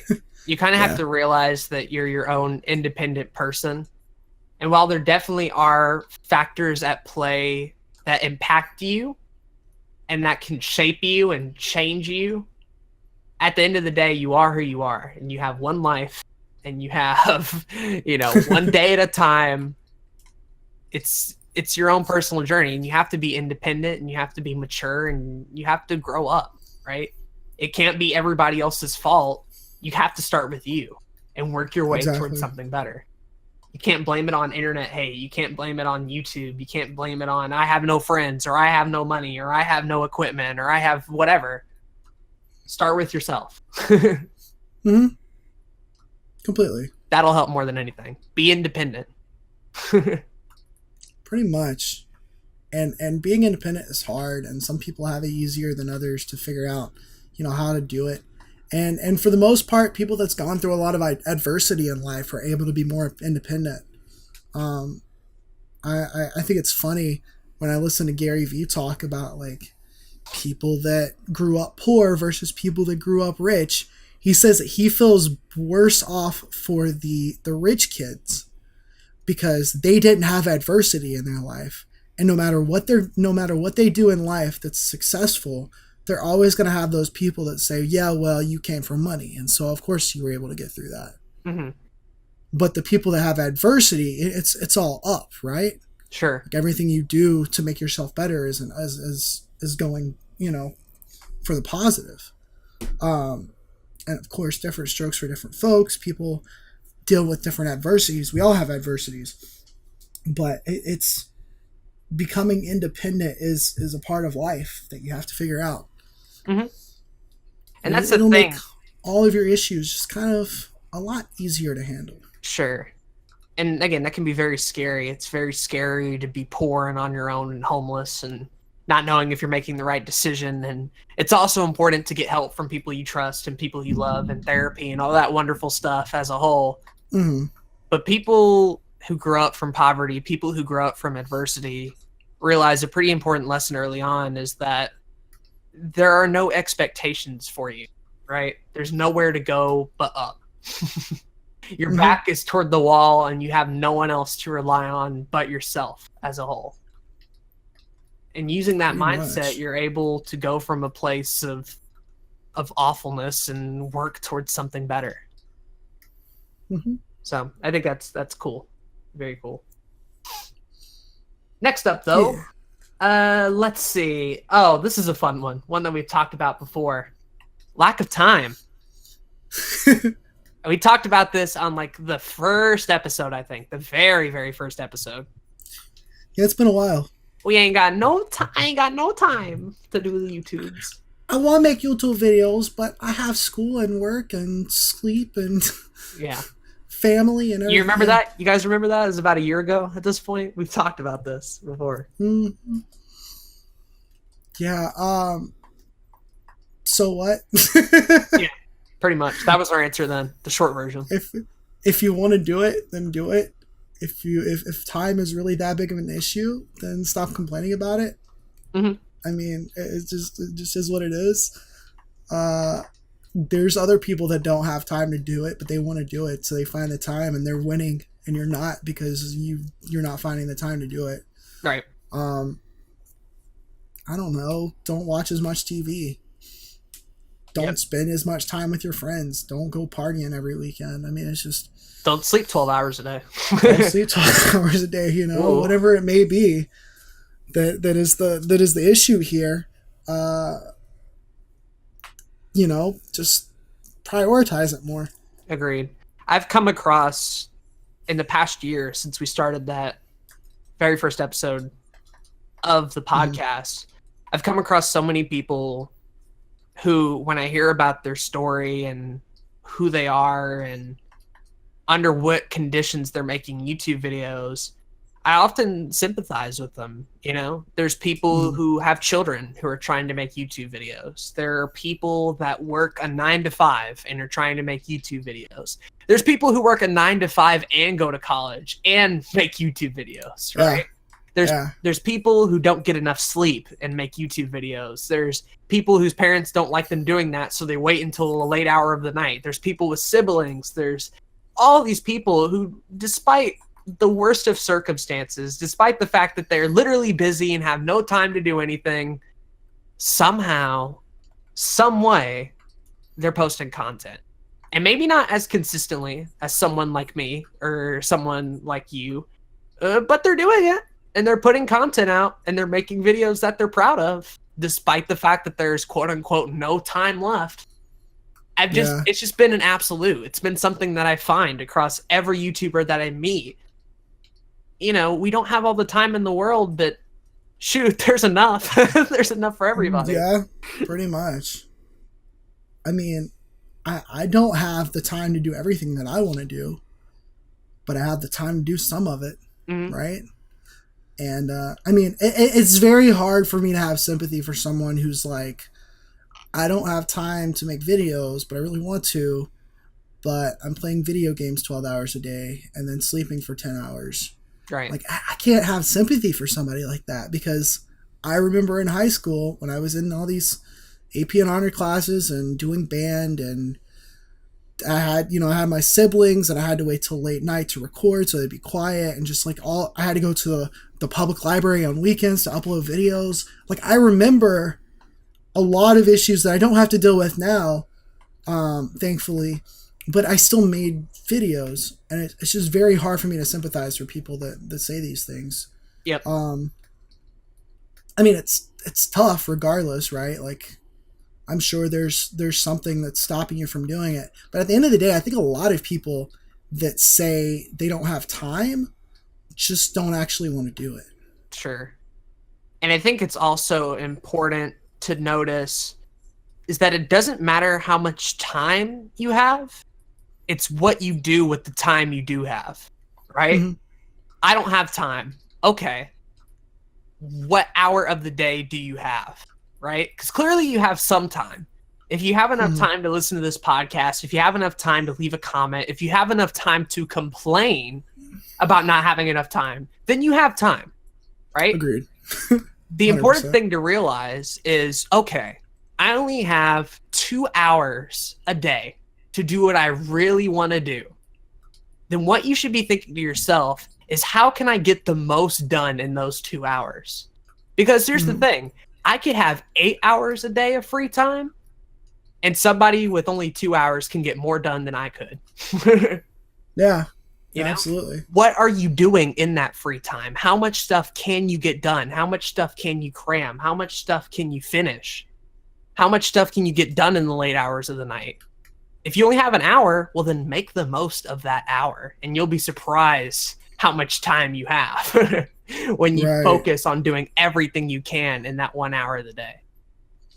And in like extreme situations where you really don't have time, or, it is very important to take things your pace, right? Like when we say make daily videos, or when we say make 3 videos a week, or when we say be on all these different platforms, if you have a kid and you're working and you're going to school, then obviously you can't do all that. Even both of us can't do daily videos most days because of what we're doing outside of content creation and that kind of stuff. Mm-hmm. And so you have to realize that while in an ideal world, this would be the best way for you to grow and for you to make videos and do all that kind of stuff, life isn't an ideal world all the time. Agreed. And so go at your own pace. There's plenty of people that have done just as successful putting out a solid video a week, putting out a solid video a month, because they used what time they had wisely to create what they wanted to create and go from there. Mm-hmm. And it's often the people with no time that I envy the most, because I have 1,000 ideas and 1,000 things I want to do and all this sort of stuff. But I can imagine as someone who might only have an hour a day, who might only have the opportunity to make one video, and who might only have the opportunity to do one take of that video and then edit it and upload it and be done, right? Mm-hmm. How much more simple things are for that person. How much they have on their plate and how much they can get done with it. Have a billion ideas? Well, you can only do one at a time. Yeah. It kind of solves that problem, doesn't it? Oh, you're not motivated 23 hours of a day? Well, if you're motivated that 1 hour, it doesn't really matter now, does it? Pretty much. It comes back down to the whole limitations breed creativity thing. Yep. I mean, even now that I'm not dealing with school at the moment, now that I'm, not working as much as I had been during the school year, and I'm able to spend most of my time on content creation, I do find myself wasting time. Yeah. And this is something that I'm trying to fix. You know, I think it's an issue that we all deal with. But there's times where I sit there and I watch YouTube for 2 hours. I could have been doing something more, and so I can't be complaining about not doing anything, you know, not growing as much as I want or not doing all the content I want, because I could have not wasted that time. Choice paralysis is a very real thing. Yeah. Having too much to do isn't always a great thing. I we've discussed. So lack of time, it's one we've talked about 1,000 times, but there ain't no lack of it. It's what you do with the time you have that matters. You learn what you want to prioritize the most, which is really nice. Yep. I think, personally speaking. But that's another one off the list. But Aden, I can't make videos. I don't know how to use a camera. Oh. I don't know how to use my phone. So the way we labeled this one on the list of potential problems was quote, I can't blank, or I don't know how to blank. And this is another one we covered in the very first episode. And basically the answer is the internet is your oyster. Go out and learn. It's baffling to me how much we can learn on the internet now, and how little people learn today. Yep. It's insane. Oh man, it's so crazy because we have so many resources now and people are not using them. It makes no sense. You would rather sit there on your phone scrolling down Facebook, scrolling down Instagram for 5 hours a day instead of learning something, and it makes no sense to me. Or complain rather than complain. Right. Or complain on social media. Yeah, that's the best right there. Something that takes just as much energy as trying to learn and figure out the solution. Man, it's insane to me. Yep. That's pretty much what I was going to say too. Like it doesn't make sense why it's a thing, especially in a time where information and knowledge is at your fingertip and is at your phone a lot of the time. And even in the worst case scenarios where like your software is buggy or you're coming across a problem that you can't solve, it goes back to the adaptation thing of learning a way to deal with the hand you're dealt. OBS not working, use Bandicam. Sony Vegas not working, use Movie Maker. GIMP not working, MS Paint, Photoshop, whatever. One of your programs may not be working, but I doubt all of them are not working. Yeah. You may be having issues with your desktop, but maybe not your laptop. Your phone might be giving you issues, but your microphone's doing fine. Like, you know, deal with the punches you're given. Yeah, it's exactly. I work in a library over the summer, and I didn't have a good laptop that did anything really, and so I was like dealing with a lot of that being frustrating, and so I would try to use the computers that were there, and I just had to like limit myself to Windows Movie Maker on some of my editing. I mean, I didn't want to waste my time. I didn't want to just sit there and do nothing. And if that wasn't working, then I was reading something or I was watching a tutorial about something, or, you know, trying to use my time wisely. So many people just waste time because they don't know how to do something and because it's easy. Right. Yeah, it's definitely easy. And again, like, there are times where I find myself indulging in too much entertainment on YouTube when I could be doing something different. I think we all deal with this. But, like, I think the majority of stuff that I watch on YouTube is educational stuff. I think the majority of things that I read online is like, I don't care about whatever's happening in politics right now. I'd rather learn about, I don't know, quantum physics or some shit. Like, I'd rather read up on stuff that's actually interesting and actually teaches me something rather than the current gossip in the world.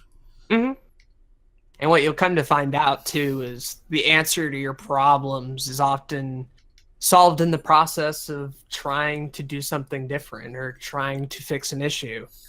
I can come across a scenario where I didn't know how to visually show something, and then as I'm working on a side project in GIMP, I suddenly figure out the answer, right?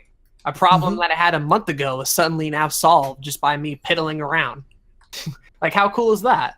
The thing is, I didn't let that problem consume me. I didn't stop everything I was doing because I had an issue. No, I moved down, I put out the video, and when the time came when I solved the solution, I was able to incorporate that to my bank of knowledge and made sure that it didn't happen again. Right. Recently, I put out my new Ask Zach, and I recorded a couple days ago, and I was editing it 2 days ago, and halfway through the video, it just stopped. Adobe Premiere was not using the video properly. It wouldn't let me play through it. It was lagging, and I didn't know what was going on. I went and checked the video file, and it seemed fine. But for some reason, it just was not working properly. So that sucked, but I had to figure out some way. I was like, I'm probably going to have to re-record this, but let me try this. And because I use Windows Movie Maker occasionally for simple edits, because that's what I've had, I just ended up putting the original file in there, exporting it as an additional file, just splicing that in there instead, and it fixed my issue. But if I hadn't dealt with those limitations before, I would never have thought about doing that. You'll be surprised how much hard work just solves on its own. Instead of, I don't know, really complaining. Nice. Yeah. Complaining, it's just so many people's defaults. Yep. And it's frustrating. Agreed. Because you can't fix most of the things that people complain about, because it's usually an internal issue. Which is pretty crazy. But yeah. Something you got to deal with. Yeah, pretty much. So, remember that episode 2 of another YouTube podcast? Yeah. What was that about? I forgot. Talked about YouTube and school. Oh boy. Because one of the pitfalls of being a creator is that school gets in the way. And I feel like this time we can actually offer a bit of new stuff to it than when we originally talked about it at the time. Especially for you, because you're done with it now. Yeah. So one of the things that I found out, I don't know if it's good advice or not, but it might be good advice for somebody. If school gets in the way of what you want to do, then stop caring about it as much. Yep. Which, again, sounds crazy. It's very, very radical thought here. But as someone that grew up in the school system doing really well and caring about school all the time, and then eventually figuring out exactly what I wanted to do, my last year and a half of college has been extremely more stressful because I ended up trying to go against what most people wanted for me, but also less stressful because I started doing what I wanted for me. Yep. So, I mean, I've mentioned it before, I'm not graduating from college. I might in the future. I don't know. But currently, I realized that degree that I was getting wasn't going to help me do what I wanted to do.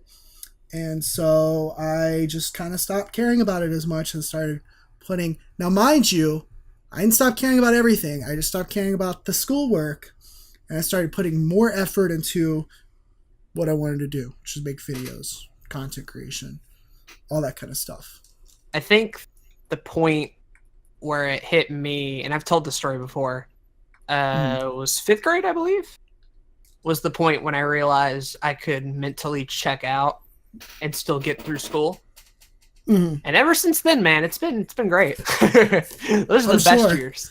Those are the best years of middle school, junior high, and high school, when you just kind of check out, and anything that would have been stressful or would have gave you a headache or would have brought you to tears is just like, oh, okay, it doesn't matter, next, and you move on. At the same time, though, what it really allowed me to do was the classes that weren't stressing me out, the classes that were trying, the classes that were piquing my interest, and the teachers that were going above and beyond. It allowed me to care about them more, right? Right. So, yes, I did not pay that much attention during algebra, algebra 2, geometry, and sales, but the energy that I could have spent there was instead transferred to a love of history, where I took 4 or 5 history classes, some of which wasn't even necessary. I took a Bible history class just because I had taken all the other ones. I took an ancient history class even though I didn't need to.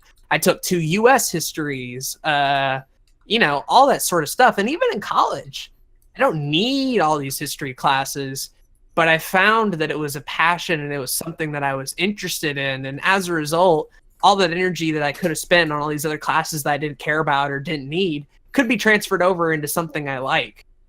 And the same thing was true for classes about communication, classes about technology, classes about public speaking, stuff that would actually go out of my way to benefit me as a whole, make me a better person. Like that stuff I still cared about, but the stuff that, didn't matter, stuff that I wasn't personally interested in, stuff that was a waste of time more than anything else, just checked out, just left. My mind went to La La Land. And that was okay. And I do think it depends on what you want to do in life. If you're a creator, but you also want to be a lawyer, you still have to get, your law degree. You still have to go to school for that. And that's cool. And so care about school, right? And if school is getting in the way of you creating, but you still need to be that lawyer, then maybe take a break from creating or don't do as much. It's kind of the whole time thing again. Use your time wisely. Right. What are you prioritizing? What are you trying to get out of school? Right? Exactly. What's the purpose that you're deriving it from? Is it to land a job? Is it to make your parents proud? Is it to make you proud personally? Is it something that you personally are invested in? And for some people, the answer is yes. And for others, it's no. But figuring out what you value and what you want is something that can go a long way into making the whole school experience worthwhile. Something I should mention briefly too is that you never do stop learning at all. Agreed. And that's the thing. Like, you can hate school, and that's totally fine. A lot of people don't. I think there's a lot of problems with the education system, but the reason it's so important is because learning is a lifelong skill, and it's something that you will have to eventually pick up. So keep in mind, school sucks, yada yada yada. But the process of learning, the process of researching, the process of building connections with people and, learning a good bit of history and math so that you can function in the outside world can be a little bit important, Yeah. No, I think that learning is one of the most important things you can do as a human. Sure. Regardless of what kind of, field you go into. Yep. Creatively speaking, we're very big on learning skills, right? We learn how to use Adobe Photoshop and Premiere. We learn how to work a camera and how to, create a script or, how to edit a video. Like, these are skills that we've learned. Yep. And that's still part of learning. I loved school as a kid because I loved to learn. And when I realized, oh, wait, I learned a lot of stuff at home outside of school, it really started to hit me, and then I started not caring about school as much. Right. Or I didn't really stop caring about school until college, but I stopped liking school as much. And everybody learns at their own different pace. Some people need school. Some people need classes. Some people need hour-long lectures. Some people fall behind. I get that. That's a fair argument to make. And for those people, I hope you get the most out of school that you possibly can. But Agreed. For others, there comes a point when it feels like it's a waste of your own time. And as you grow older and realize that there's only so many hours of the day and so many minutes of the day, you come to value your time a lot more. And you come to realize what you're doing and how you're spending it.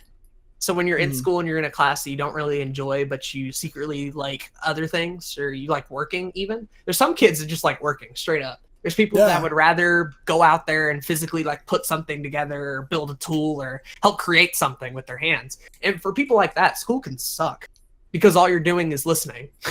All you're doing is watching somebody. There's a lot of visual learners out there, and it's a shame that a lot of them don't have an environment where they can learn like that. Luckily for me, I wasn't a type of person like that. I could handle audio and I could handle lectures and stuff like that.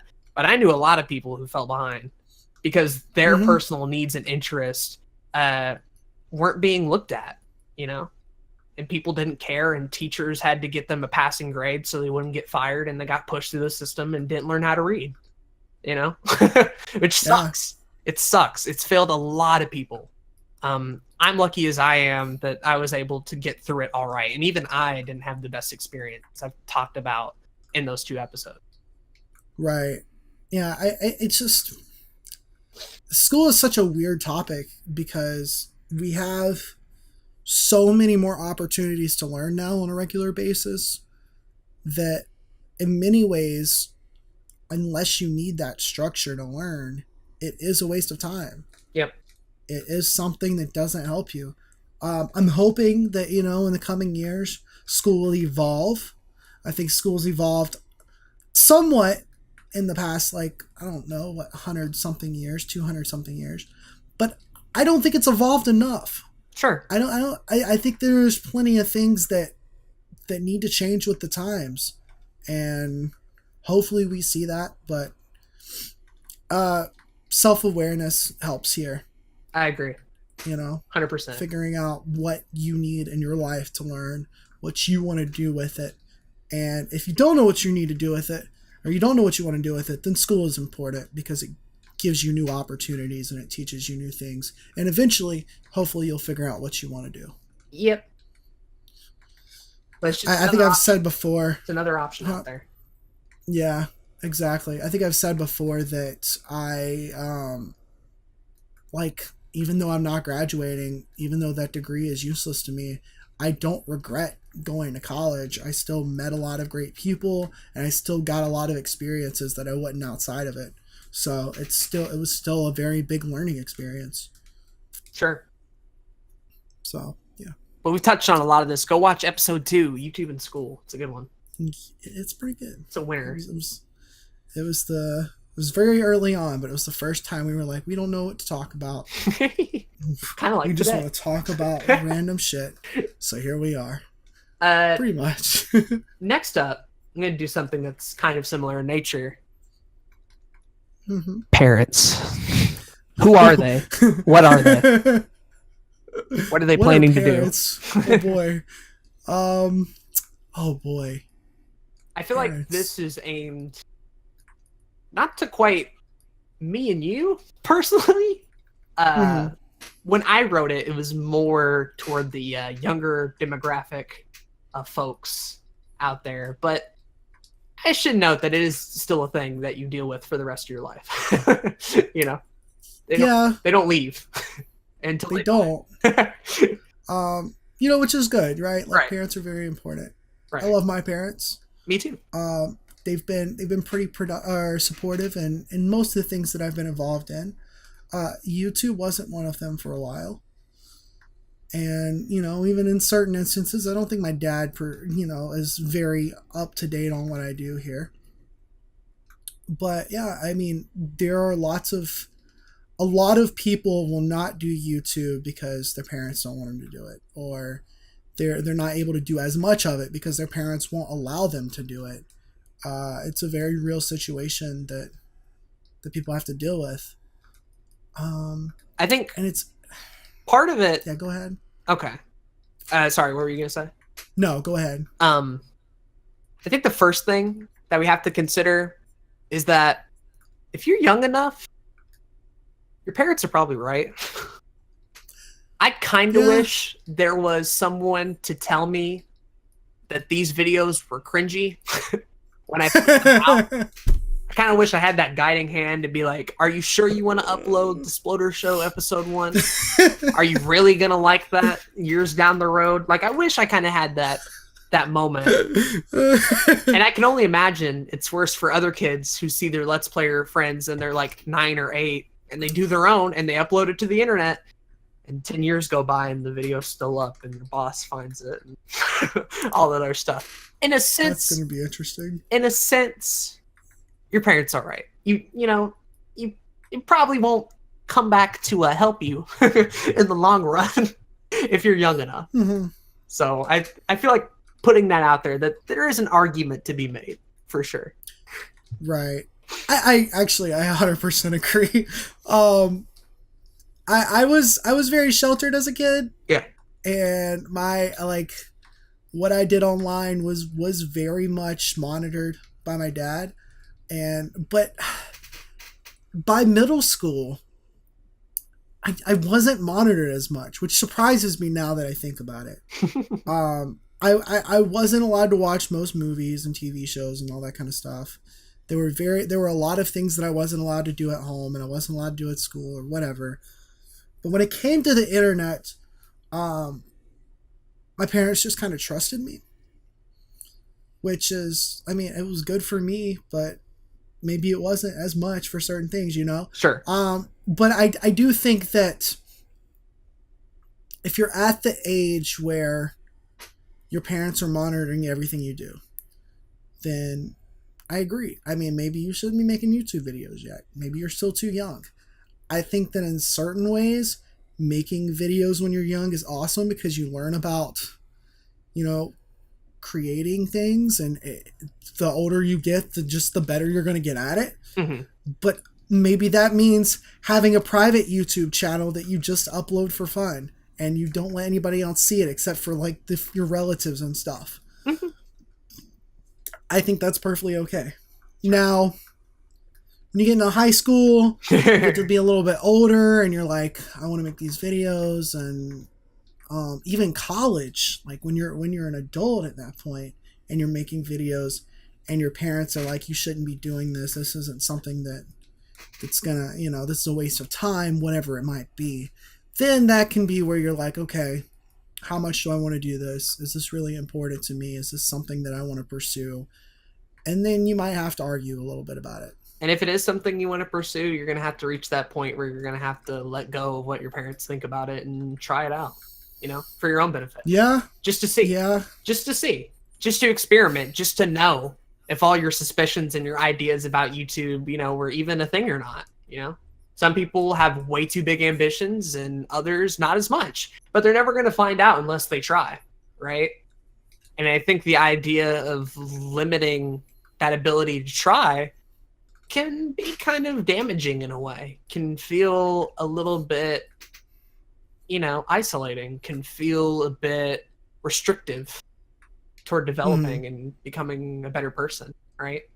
We're all going to have those curiosities. We're all going to wonder about this sort of thing. And until you actually do it, you're never going to really have an answer. And if you don't have an answer, that leads to regret. And when you're 30 and you have the regret that you wish you could have done YouTube when you were 20, but didn't because your parents didn't want you to, that's when it's going to start hitting, right?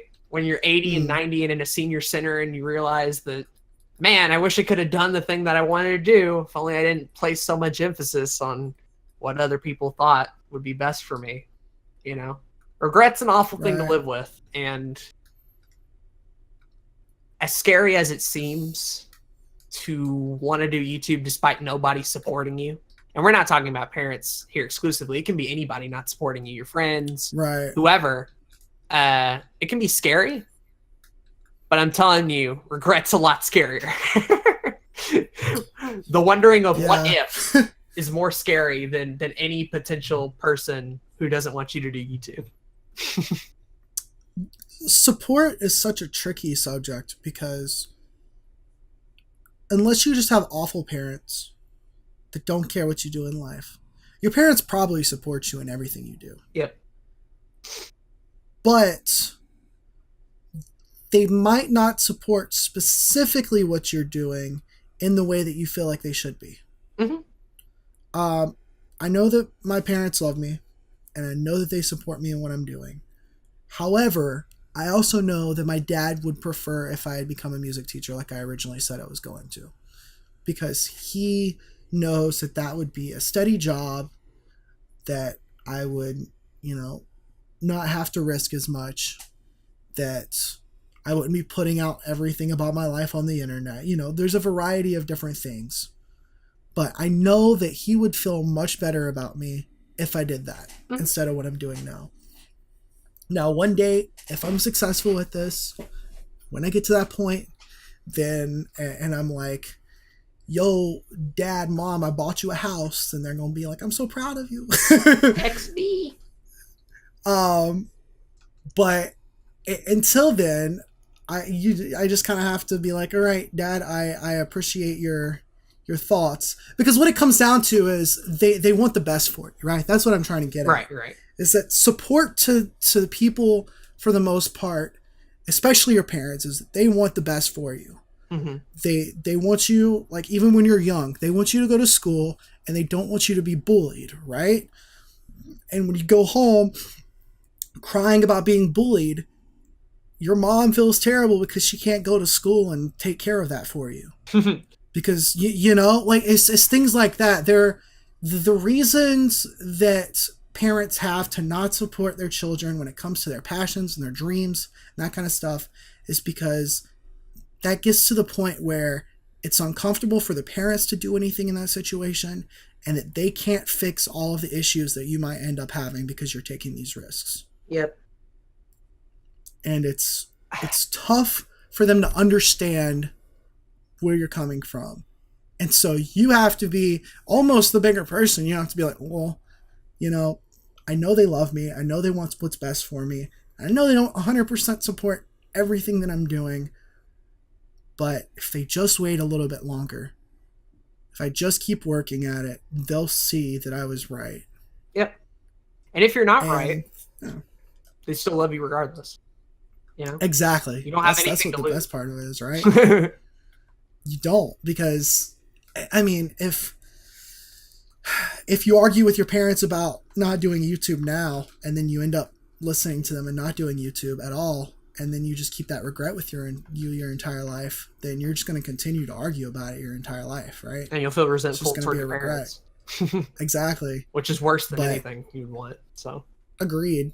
But if you go against what they say now, because you know in your heart, you know what you're doing is what you want to do, and you feel like you can be successful, and you really work at it, then one day you're actually successful. You can be like, you know, this is cool. And then, so what if your parents didn't support you with that at that time being? I bet they're supporting you now because you're successful. Sure. I think so. It's a weird thing. I think there's a balance as a parent between wanting to protect your child and coddle them and save them from all the ugly, nasty realities of life, and the other side of things of letting them discover themselves, building up a sense of self-awareness and self-worth, letting them experiment and gain their own identity as opposed to whatever you tell them to do, right? And that's a balance for sure. You don't want your child making every decision for themselves, because if that was the case, they'd probably keep touching the stove and burn their finger off. All right, like there's a line, there's a line to be crossed, definitely, and there's a balance to it. On the other hand, you can't protect them from everything. You can't coddle them from everything. You can't shelter them from everything. And you gotta accept the reality that sometimes overprotecting and over coddling ends up becoming your worst nightmare. And the things that you were afraid your child to interact with become a lot scarier when they're 20 and they have no idea what it actually is. You know? Yeah, I mean... But I'm not a parent, and I don't have to deal with that. And it's a lot easier being in the position where I'm in, where I ain't got to deal with any of that, and I'm my own person. I can be like, haha, Mom, you don't know any better. Like, it's easy for me to say that. But I'm not the one raising kids and finding that balance. And no parent is perfect, and... You know, times change, frankly. There's a generational gap. There's an age gap. What's acceptable parenting practices now, you know, probably weren't the case 10 years ago. I can tell you that much, especially if the news is anything to go by. You know, and that's a tricky. I got whoopings. Yep. And you can't give whoopings no more. Yep. And I'm like, man. Why'd I have to deal with that? My kid's bad at school and they come home and I get a phone call from their teacher telling me I can't whoop them. No, the punishment in the future, you'll have to let them watch musically cringe compilations. Yeah. I'll be like, all right. No, here's what I'm going to do. I'm be like, all right, top back at school. You get to watch old 2013 Sabijan games. You get to watch you get Tyler, Twilight Princess. Yeah. Let's Play. And you cannot leave your room until it's finished. Until it's finished. That's how I'm going to punish my kids. Already got it figured out. And then they're going to come out of the room and they're going to be like, I'm done. And you're going to be like, all right, what was the main topic of episode 23? And they're like, I don't, back to your room. Go watch it again. Go watch it. Oh, man. Yeah, parenting is a very hard thing that neither of us had to deal with, thankfully. Thank God. I'd be a horrible parent, I can already tell you. I will say, for any parents that are listening out there, I did help take care of my younger siblings my entire life. So I've had to deal with, like, parenting issues at a very young age. Not that I'm any better than anybody else, but I've had to deal with some of that kind of stuff. And I understand how difficult it is. Mm-hmm. I get it completely. I know how it feels to want the best for somebody like my brother and him just not wanting the best for himself, you know? Sure. And it's tough, right? Like, but then I'll also say, like, you know, continue to try to raise your kids the best you can so that they stay out of jail and don't become strippers. But if it comes down to, like, making videos, allow them to be creative in the ways they want to be creative within reason, of course. Sure. And I think we underestimate how smart kids are and how much they can understand things like, you know, violence or war or being scared or frightened and stuff like that. We don't give a lot of credits to kids, and in the modern era where most kids are attached to their phones, I'm sure they know a lot more than we did when we were 7 or 8. You know, we don't give a lot of credit to them, and I feel like they know a lot about life and everything. It's, as James of Extra Credits put it, children are just like adults with less experience. You know. Pretty much. And when we look at it from that perspective, we start treating them like actual people with ambitions. Right. With goals, with dreams, with aspirations, and all that sort of stuff. Mm-hmm. It's tough. There's definitely a balance to it. And stay tuned for another parenting podcast where we go into all the details of parenting. You know, I was thinking, yeah, talking about this, like, I kind of want to set up, like, a Facebook group for parents of creators and just, like, talk to parents and just kind of, like, you know, see what issues they're dealing with and see how, as a creator, I could, like, help them. I don't know. Like, I feel like this is something that I would have to be at a certain success level probably before I can do it. Yeah. You know, so that I have some kind of authority on the topic. But also, I just, you know, some kind of, what's the word? Like, support group. Sure. For parents of creatives. Because we can be tough sometimes. I agree, yeah. It was better than my idea of doing a parenting podcast and have episode 1 be about breastfeeding. So... You know, I like that idea too.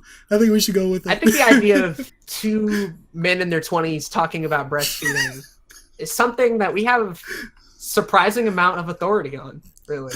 A lot of people don't know. I think we could take the market there. Yeah. I feel like it's an untapped space.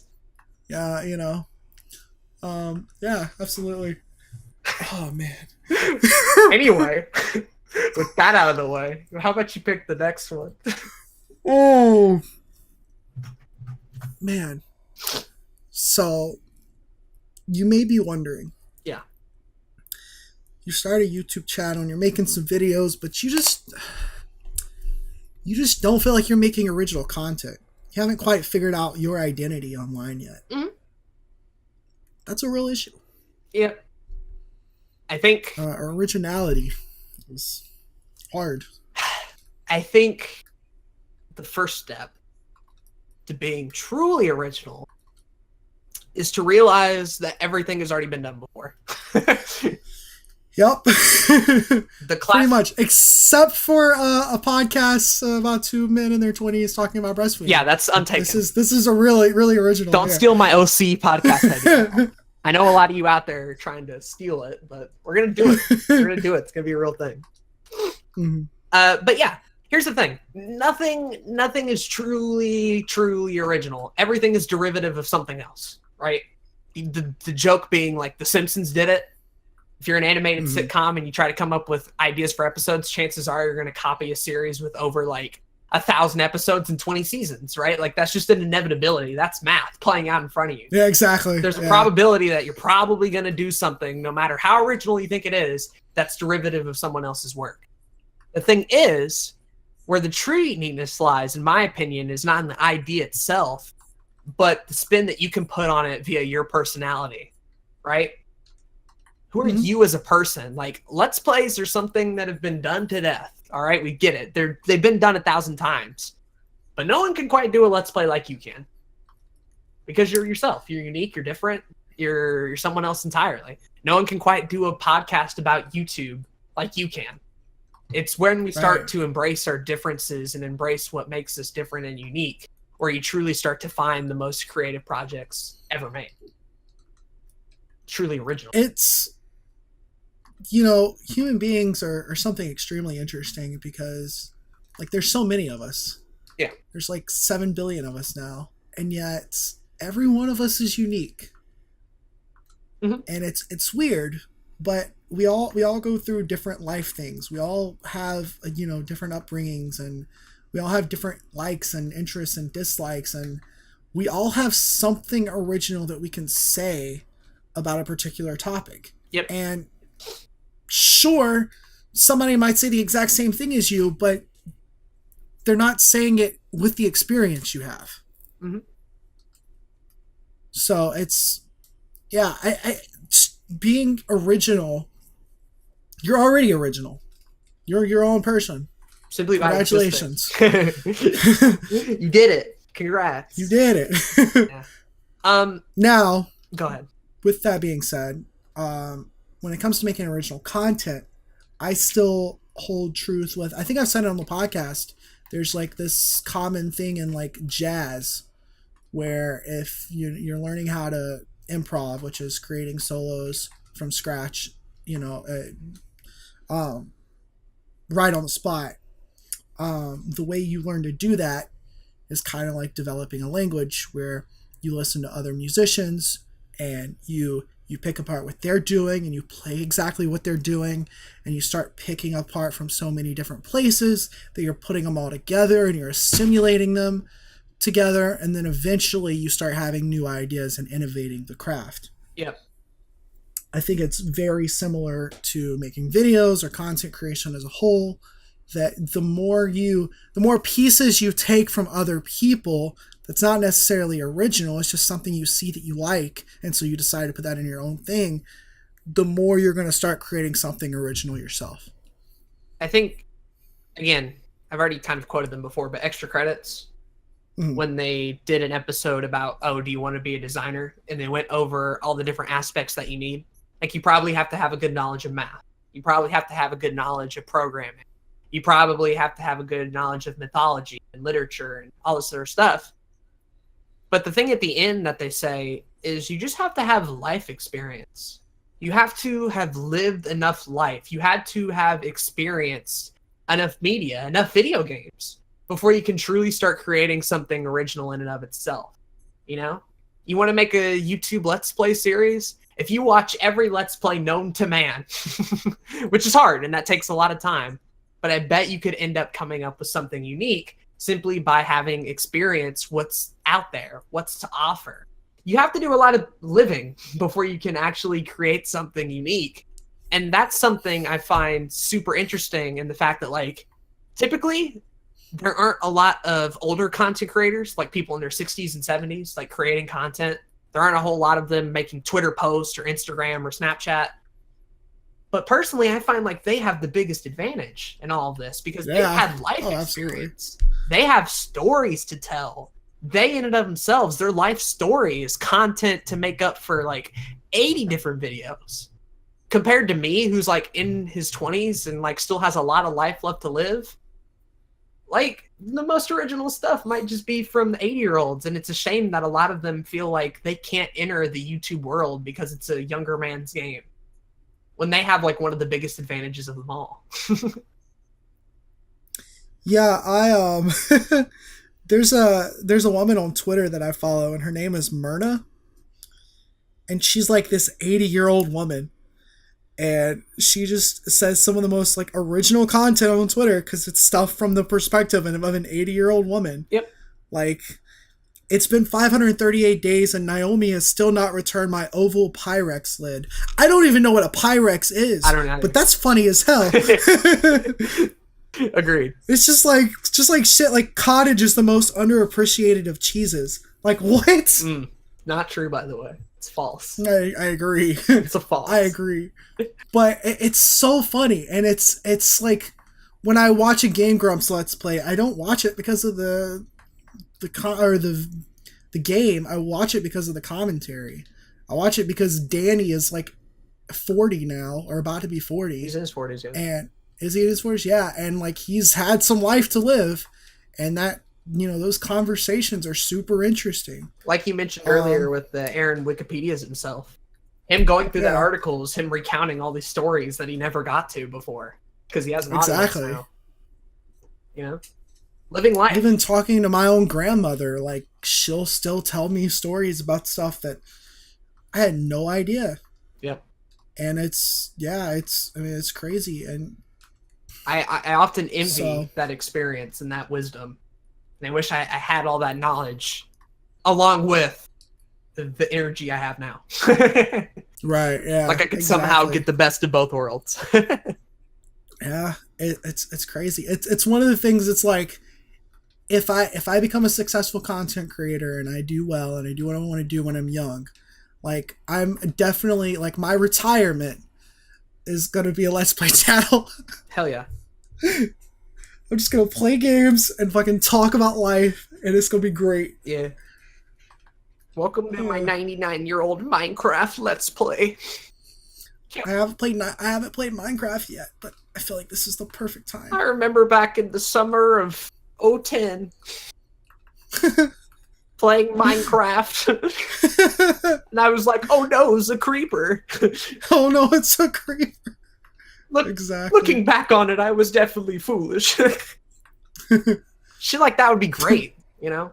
Oh, absolutely. It's why I still like watching Nintendo Capri Sun occasionally. Yeah. Because I mean, he's getting up there in age too, and he's doing just fine. And he talks about his life, and it's super interesting. But that's where the most creative things can come from your own life experiences, from the life you're living now.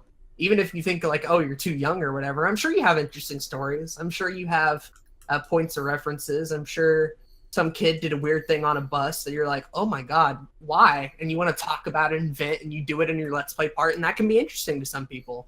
Right? It doesn't matter what age you are. Simply going out there and living life is one of the best ways to get not only creative inspiration, but also stories and experience as a whole.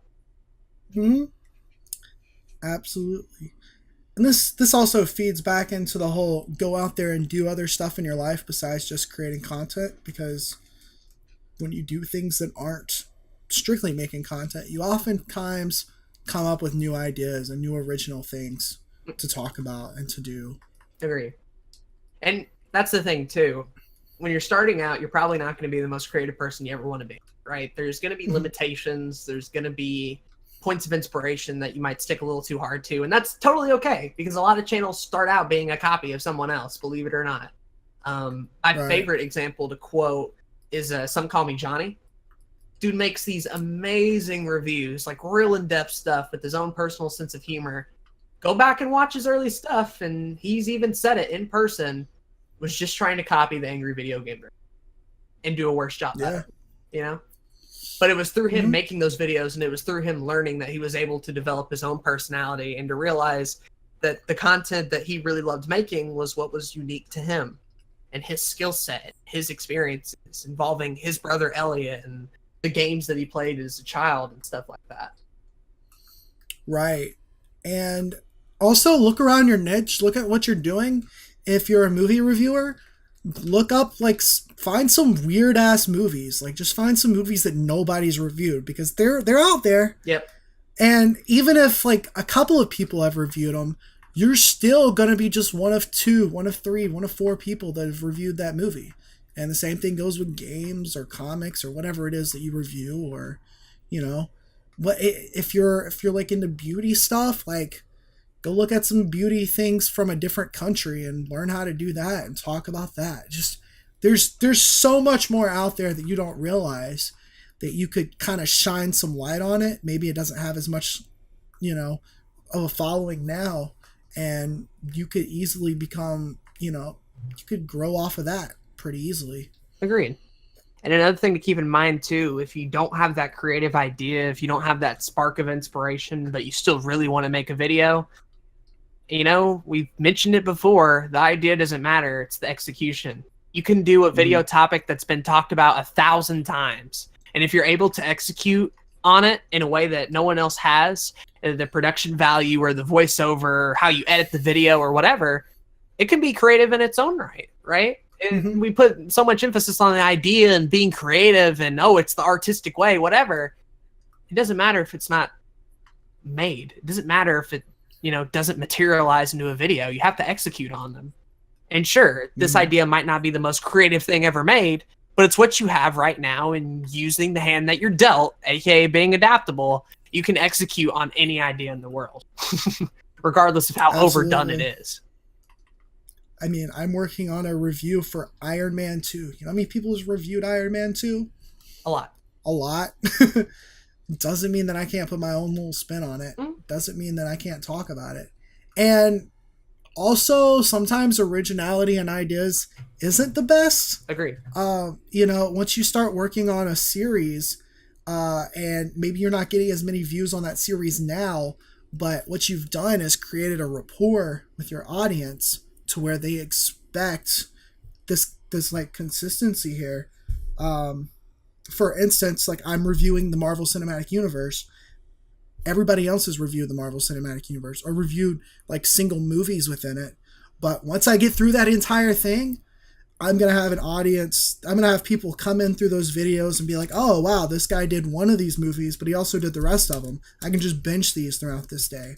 Or when a new movie comes out in that series, they'll automatically look forward to seeing the new review from me, right? Like it's kind of having this kind of rapport with your audience with what you're doing as well for the non-original ideas is just as important. Sometimes it's more important to have your content be evergreen and future-proof than it does necessarily having to be new and creative.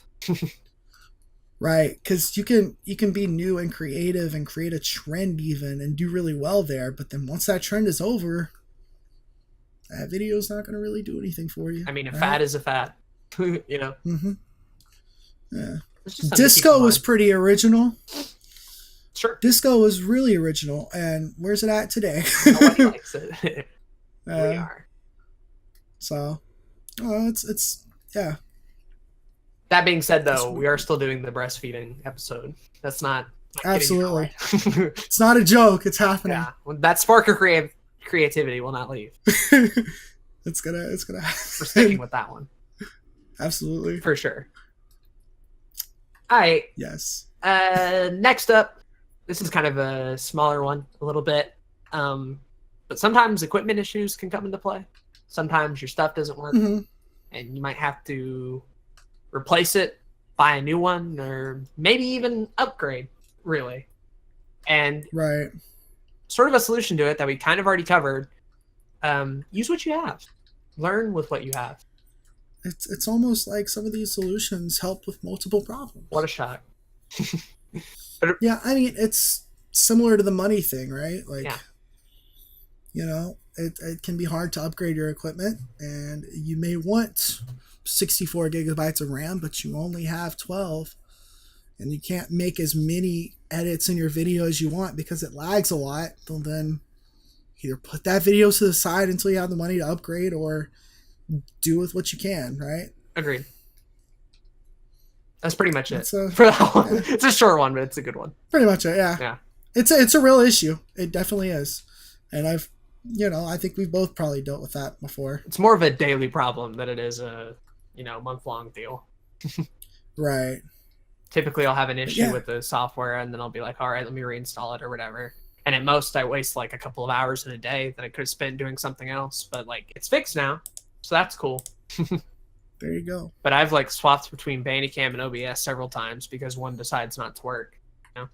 It just depends. Yeah, depends. It can be it can be weird. OBS will not do something right, and the fix is me restarting my computer 10 times. And I'm not joking. Like that's the fix sometimes. Agreed. So you either like bust your head against the wall and try to fix it if you really need to, which is sometimes the case, or you try to figure out a different solution. Like Aden mentioned, use Bandicam or whatever it may be. Mm-hmm. Yeah. Lack of having an audience. Yeah. Yeah, you just started a YouTube channel and you've got 2 views on your most recent video, and then you make another video and you got 2 views on that one, and then you make another one, you have 0 views. Okay, well, what am I gonna do? It's a very real issue. Agreed. All these are very real issues. It's not a fake one in here, really. no, there's no fake ones in here. It's something you just gotta have to deal with. I feel like if you're a live streamer, this can hinder you more. Oh, yeah. Because if you're trying to live stream and nobody's there to watch, then you just kind of have to deal with it, and you just have to push through the live stream. And that can almost be more difficult. But even then, the way you get more views, we've talked about this before, is to just keep putting out more content. Mm-hmm. And I think another thing that can help too is don't expect anything of anyone, at least starting out. At least when you're at the early point where you're just sort of doing YouTube for yourself and you're trying wildly different things in between videos and your content changes rapidly in between videos. You know, that's not necessarily appealing for a lot of people to watch a lot of the time. Not many people are interested in the early YouTuber video. Not too many people are interested in the rapidly changing video topics, ideas, or quality, right? Some people are, and some people will love that when you get big. Exactly. But starting out, like, you can't expect people to watch this when you're just trying to figure yourself out, you know? That being said, once you've gotten to a point where you feel confident in your own content and you feel like there are actual people who would enjoy this, then it comes down to doing things like learning how to market, learning how to get your content into different places, learning SEO, following trends, evergreen stuff, things that we've talked about before. Yeah, it's an issue that you can just kind of solve by doing a lot of things that we've talked about already.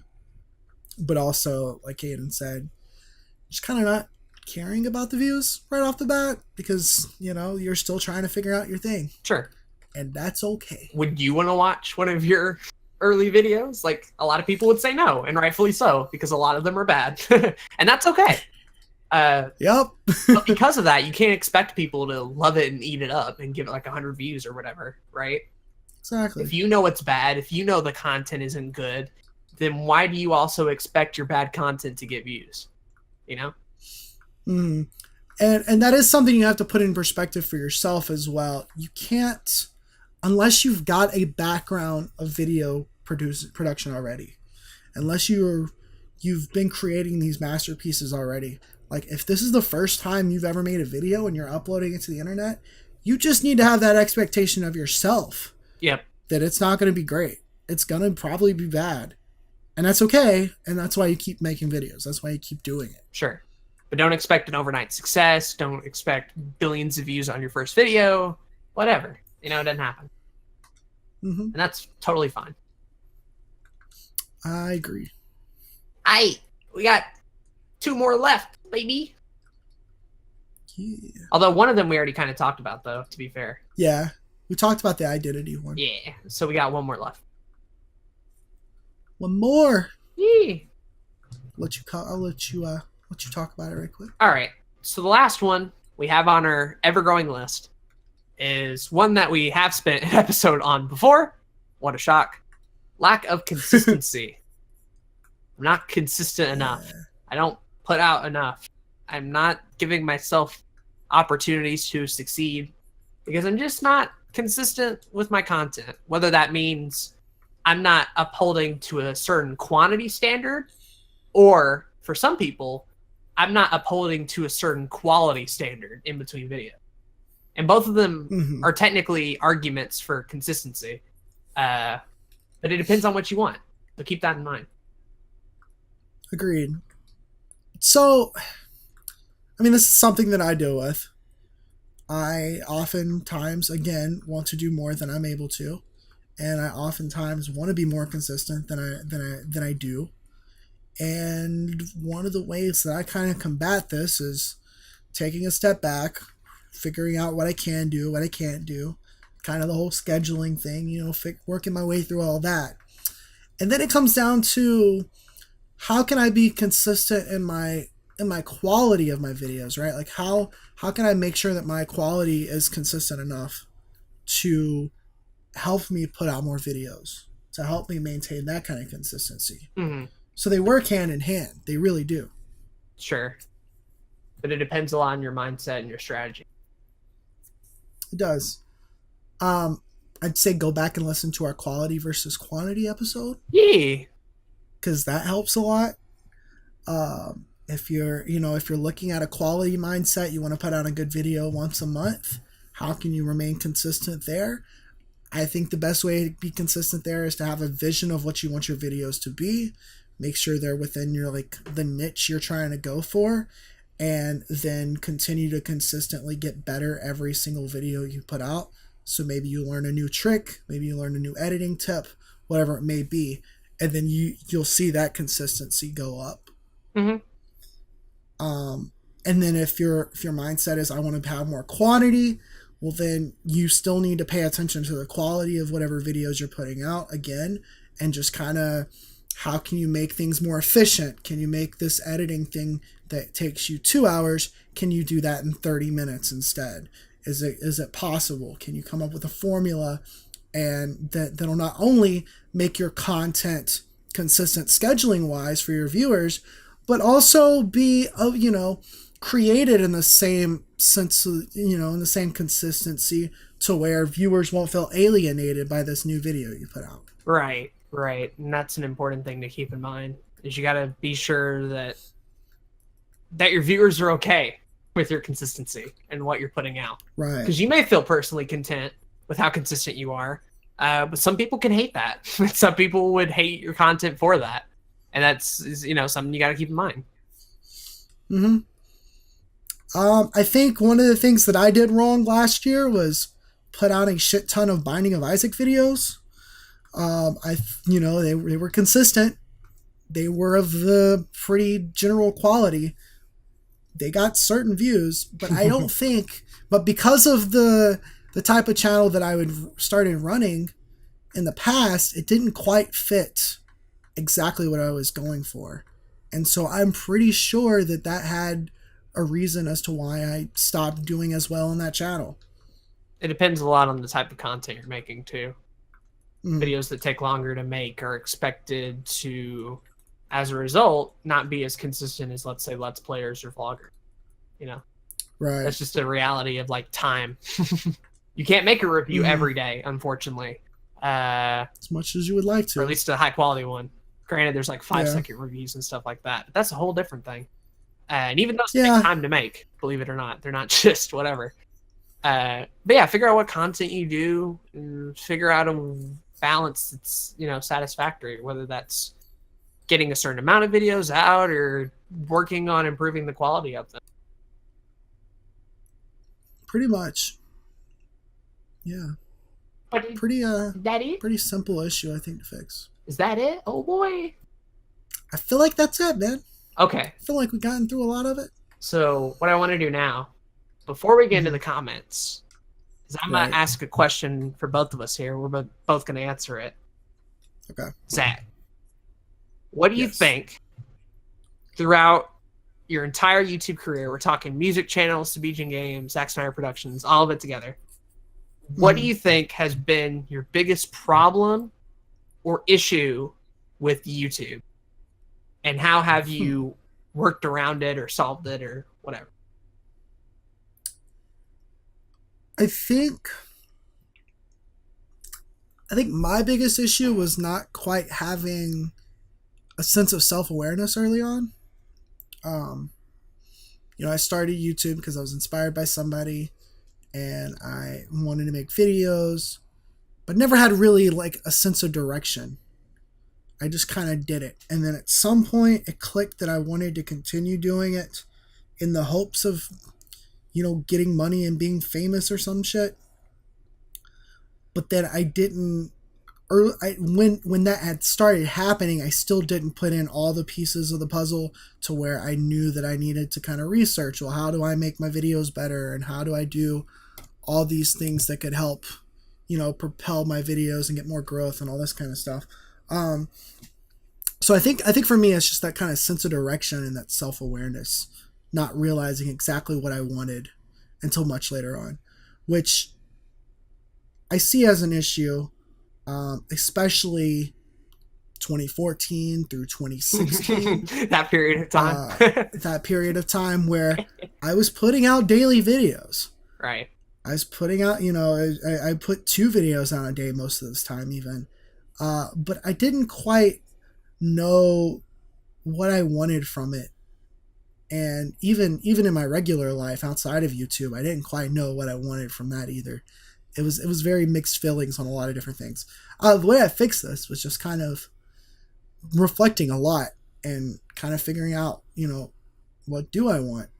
Do I really want to, be a content creator online and go down this path of high risk but high reward if it works out?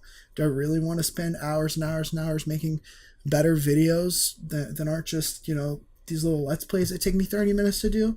Like, it was a lot of experimentation. Mm-hmm. It took a lot of time to fix that. So that would be my suggestion if anybody else is feeling like they don't know what direction they're going towards. Take some time to reflect and really experiment as much as you can. I agree wholeheartedly. That's super important to keep in mind of what are you in it for, Mm-hmm. What do you enjoy about YouTube and what keeps you excited about it and wanting to keep making videos day in and day out? That's important to know. Absolutely. What about you? Ooh. For me, personally, and this is including Blue Couch Productions and the first channel, Mr. Mario 952. Yes. Which later became the Sploder Show as a whole.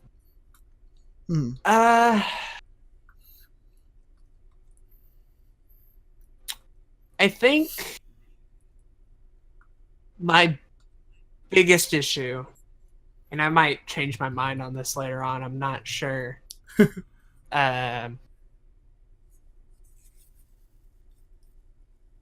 was worrying about things that I couldn't change or that I had no involvement in, Yeah. There very much was a worry, and I talked about this on Another Week on YouTube, where I felt like even though I was reaching year 2 of this channel, and even though I felt like I had come a long way, that I was very much disappointed in myself, that I could have done better, that I could have made all these sort of different videos, that I could have put out more, that they could have been better quality, that I could have expounded on all these series, that I could have done more on Mr. Mario 952 because I never uploaded enough, that I could have, worked on series that were popular at the time instead of, letting them die, and all these what ifs and stuff that I could have done, and all that sort of stuff really got to me for a long while, and it still kind of does to an extent. Mm-hmm. But what helped a lot in that was realizing that I can't control what happens in life. I couldn't control that period from December to May where we moved around from the old house to a temporary one to the one I live at now. I couldn't help all the moving. I couldn't help, making that trip to South Carolina and wondering, if it was worth it and all that sort of stuff, and having to come back home. I couldn't help my worries about college and all these sort of different things. Definitely. I couldn't control it. And it made me feel scared. It made me feel worried, and managed to hurt my self-worth as a whole, Like, I felt bad because of it. And I think what helped was, number one, realizing I couldn't control every single aspect of it, realizing that life is something that happens regardless of whether or not I want it to. And the other thing is, I need to start being more proud of what I've actually made. I need to start looking back and seeing where I came from and where I'm at now, and realize how much work and how much effort that took to get there. I need to start recognizing that my content a year ago was a lot worse than it was now. And even though I made a lot more of it in year one, it's not necessarily stuff that I'm proud of, you know? Fucking preach. You know, not necessarily stuff No, that I'm super excited about or even care about. Sure, I made less in year two, but it's stuff that I'm proud of. It's videos that I'm excited about. I've come a long way. I've learned a lot of things. And I'm continuing to learn, you know? I'm only year two. There's still so many years to come, and I'm sure this channel is going to take different forms and go from exciting places, and who knows, maybe it might not even exist in a couple of years if everything turns out the way it does.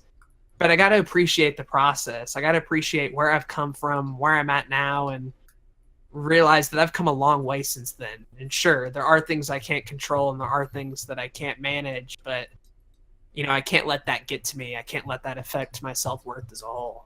But that's something that I've dealt with and I'm still kind of dealing with to a similar extent on Blue Couch Productions and also Mr. Mario 95. Right. No, I get it. I do get it. That one thing you talked about, like how you have to realize what you created this year. It may not be as much, but you're way more proud of it. Like that hits home for me big time for the last year, because I mean, I mentioned it before on Subijan Games. I put out way more content, and I was very excited about that, and I was very proud of putting out all that content. And now I'm just mad on it because, like, in one way, I feel like I almost failed because I didn't put as much content out this year. Mm-hmm. And so that, you know, that kind of messes with me a bit. But then I look back on it and I'm like, I put out better stuff this past year, right? Like, it's things that I'm way more proud of. It's things that I can now definitively, like, you know, if somebody says, what do you do? And you're like, I make YouTube videos. And you'd be like, oh, really? Can you show me something of yours? It's like, I don't have to go pick between 35, 40 different Let's Plays and be like, yeah, I guess here's Let's Play fucking Cuphead from 2017. I can be like, here's this very nice, like, Breath of the Wild video that I made that I really am proud of. You know, like, things like that. Mm-hmm. And I'm sure you feel the same way now. Like, there's probably content that you feel like you could actually show to somebody. Yeah.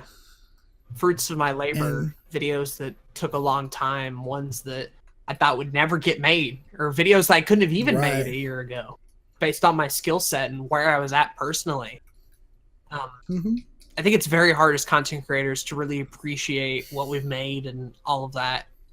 In the fact that we always try to get better and we always try to improve, and we're always after the next sub marker, the next view milestone, or whatever. It can be very hard to look back at what you've actually done and realize how far you've come. And not only like as a channel, but as a person. I mean, you hit the nail on the head there. Like, it's, you know, you put out one video and then as soon as you market it a little bit, as soon as you take care of the SEO, you move on to the next one. And you just try to make that one even better. And you just keep on moving on and moving on. And so it can very often feel like that you're just kind of stuck because you're always looking towards the next video. You're always looking towards the next views and the next subscribers and all that kind of stuff. But I think we all, as a creator, from the little guys, you know, us, the little guys, to all the way to the big guys, we gotta look at what we've done and kind of appreciate that a lot more, because if we don't, then you're just gonna get depressed. Sure. Nobody wants that. So that's definitely the biggest thing I've learned, is appreciate what you've made and realize you can't control everything. Yeah. Those two in tandem, probably. Pretty important stuff. Absolutely. Cool. Well, that's been the main topic this week. Hope you guys have liked it. I like talking about it. I learned some stuff today. Sure. So that's cool. But let's move on to the comments. Comment time. Comment time. Do you want to read Calfro's comment, or do you want me to? Hey, you can go ahead and do it. All right. So he says, I mentioned in the episode last week, I said, I think Calfro watches all these. He said, yeah, I've seen them all. You're stuck with me, fellas. So that's cool. That was nice of him to say that. Yeah. It was cute. Definitely. And then we got our massive comment from Patient once again. As usual. Possibly longer than last episodes, which is fine. Is it? I think so. Oh, boy. All right. Here's what I want to try to do. Yes. I'm going to try to read the whole thing. Okay. But rather than like stopping in between paragraphs to talk about each thing, we just talk about it all at the end. Like briefly. Let's do it. I think that'll work because then it'll be a lot quicker, I feel. I agree. Okay. So here we go. This one is from Patient. I'm going to try to get through this as quick as possible. She writes, this is podcastception. My brain can't handle it. Also, fair warning that this is a long comment. You don't have to read the entire thing out. Lamau. Aden's week on YouTube has consisted of me pestering him to make NBL draft layouts on stream and him bamboozling me every time, and I am mildly disgruntled. I even spent a whole hour and a half getting images for this male. SMH. Zach absolutely should have been in the league, as should have Jay. It is a disgrace that they are in the league, and I am even more mildly disgruntled by this outrageous decision. I would also like to take the time to expose Aden. As of posting this comment, he has not streamed, nor has the E3 video come out. SMH, what a monster. This is so sad. Alexa, can we hit 15 likes? If you don't get that editing job, I shall be mildly annoyed with that person. Good job on daily uploads, by the way. Wink, wink. Nah, but for real, videos every other day is better IMO. Less overwhelming for both the creator and the viewer. Jesus told you the ways of content creation, bless you. And now apparently toast can supercharge a person into having an incredibly productive day. Time to only ever eat toast so I can get everything done before I even know what needs to be done. That Breath of the Wild video is quality. Can't understand why a lot of people went over to dislike it though. Maybe it's something you said about Ocarina of Time or Twilight Princess, or maybe it's just Reddit idiots doing what they do best. Be stupid. I'd love to see a series on video game tutorials. It's not something I've seen around just yet. Just another thing possibly restricting podcasts early days, internet speeds. It's 2018 and I'm sat here with 0.6 megabits per second upload speed. So imagine what it would have been like in the early internet days trying to upload an hour's worth of audio with slower upload speed than that. Pain. Discord is a lifesaver simply because it shot Skype in the head. Anyone still using Skype for podcasts needs to reevaluate every choice that they've ever made. I'm lucky since I feel like I've always known what a podcast was. When I used to live in my old house as a kid and my dad would be looking after us, he would often be listening to podcasts on iTunes, usually sports related. I was always slightly interested in them, but I was a kid, so I probably didn't want to sit for hours and hours listening to people talk. And there are multiple attempts on Spoiler to revive the podcast, and each time they would devolve into a shit show. Now it's changed over there, Lamau. Podcasts without a topic seems slightly pointless to me. What's the point in having an aimless podcast? The conversation likely won't flow and it will be full of tangents. You likely won't get to flesh out any points you want, and to me it just feels empty. And Aiden is right. When I realized this podcast was a thing and both of you would be expanding more on your opinions on content creation, it definitely sold it to me. What kept me here was how both of you complement each other, your conversations flow easily, and you both have interesting points of view. Obviously, there's something going right. Otherwise, I wouldn't be sat in a 3-hour podcast typing up a goddamn third testament. It's definitely a good thing you didn't remain LP-centric. It's a topic that's extremely limited in topic points and would have gotten very repetitive very fast. It would have ended much faster. Having a YouTube-centric podcast allows for a lot more topic points and allows for you to expand other places beyond YouTube. Good choice, lads. You did good. The only thing about consuming other podcasting to grasp on what your own podcast will be like is that it could lead to just straight-up emulation. Simply emulating another podcast won't work since those people have their own dynamic that works for them, and it probably won't work for you since you aren't them. To create a good podcast, you need to find your own flow. Find what makes your podcast your own instead of emulating another, and this can definitely be applied to 99% of all content creation. Find your own flow. Despite being a fairly extroverted person, I do just enjoy listening to people have interesting conversations. Educational, entertainment, or whatever. I can listen to people talking for hours so long as they're interesting. And I feel like it's something associated more with introverted people. I don't know why, maybe that's just me, but I feel like listening to a conversation is considered more of an introverted trait. Maybe me being fairly extroverted is what bursts these huge comments, might need to add to the conversation. Podcasts on YouTube are great because I can do things like this. I don't know if there's any other platforms that allow me to write comments like this. I'd also use my iPod to listen to download a podcast if it weren't currently using it for music. Being able to listen to podcasts in places without internet, without needing to use data sounds amazing because I'm cheap and I hate using data.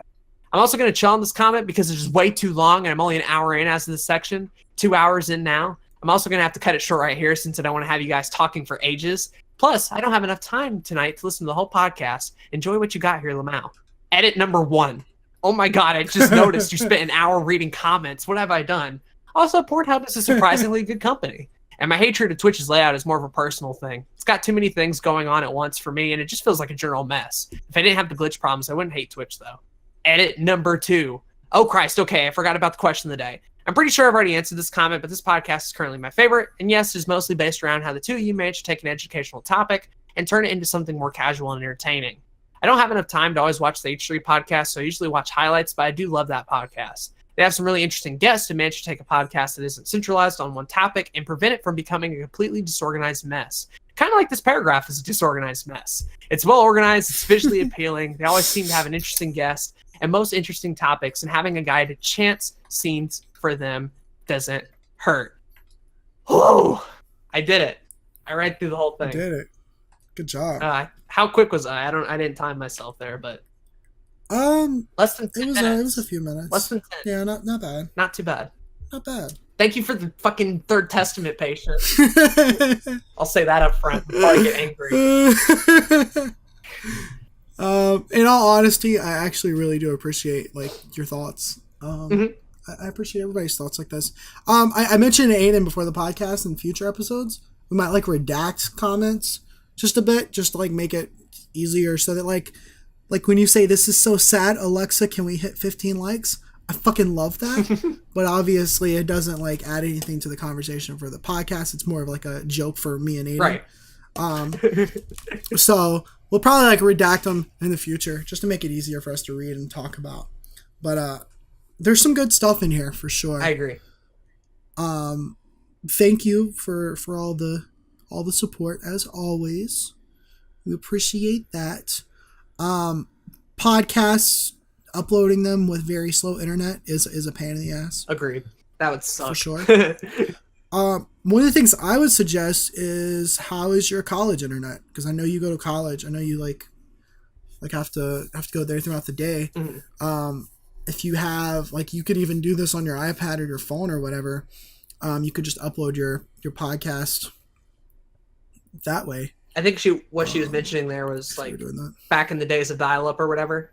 It probably limited a lot of podcasts from getting created at the time. Definitely. But that's I mean, we talked about kind of like not having internet or something earlier. That is an issue that people deal with. I want to point out that I did do that art stream. I haven't done the E3 video yet, but I did do the art stream. So haha. You did. Yeah. As far as podcasts without a set topic, I think it depends on the people. I'm okay with watching it, so I'm cool with it too.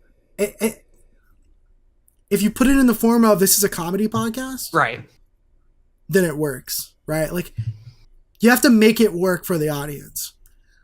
You can't just call it two buds chatting about and then not have like a format of any sort in which you can like frame it, right? Like, there still needs to be some sort of format. It still needs to have, you just got to frame it in the mindset for the audience, basically. Pretty much. What else? I think the thing about whether or not extroverted people or introverted people enjoy listening to conversations more, I consider it more of an introverted thing. Oh, absolutely. The idea of like being kind of in your own head, listening to other people talk rather than focusing on the outside world and stuff like that. I consider that to probably be a little bit more introverted. But that being said, the people who do podcasts probably are a little bit of the opposite.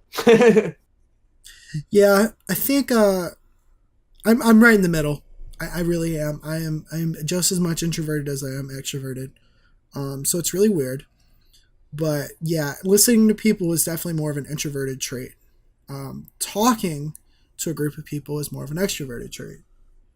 So, if you're more extroverted, you're going to find doing a podcast a lot easier. If you're more introverted, you're going to like listening to podcasts more. I think that's what it comes down to. Agreed.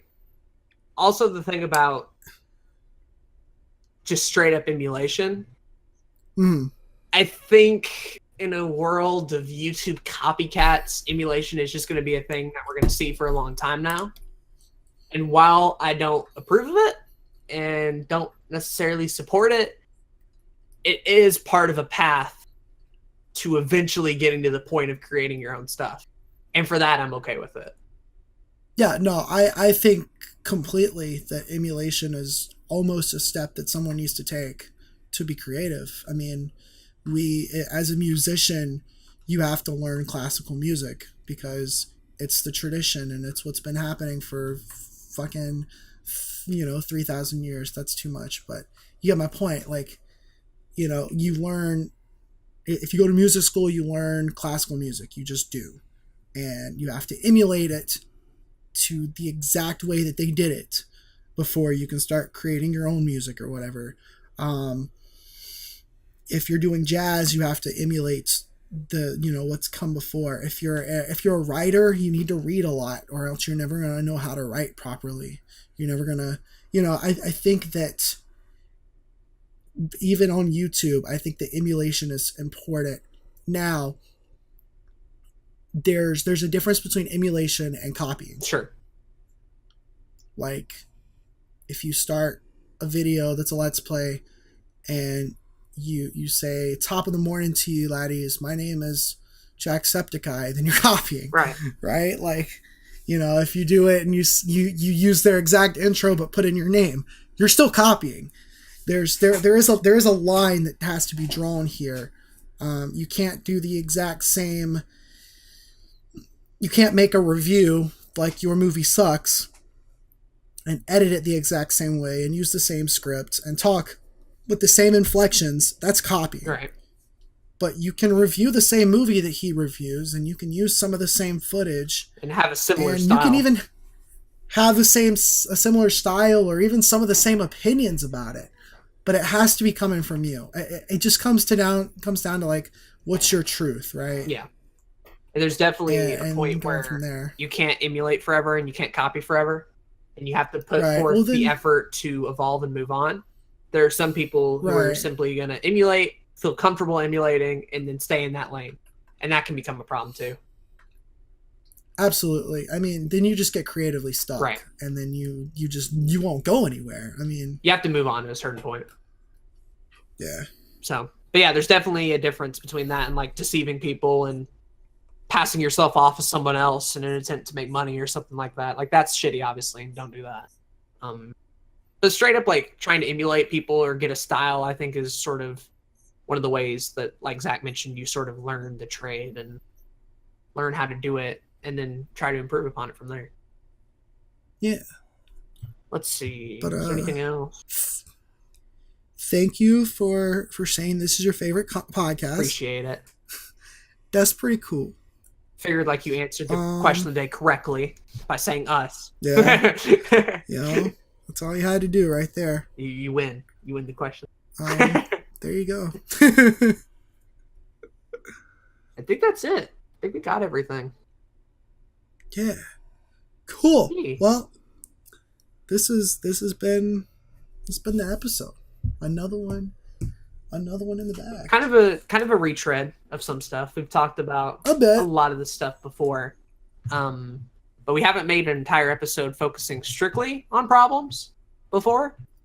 So that's interesting. Plus, if you don't want to have to go back and listen to 18 podcasts and just want the pitfalls, you can get them in one episode now, which is just convenient to other people. Yeah, that is true. That being said, though, episode 20 is coming up next. And we got some plan that we've been wanting to do for a while now, and it will be a new topic. So stay tuned for that. There we go. Should be good.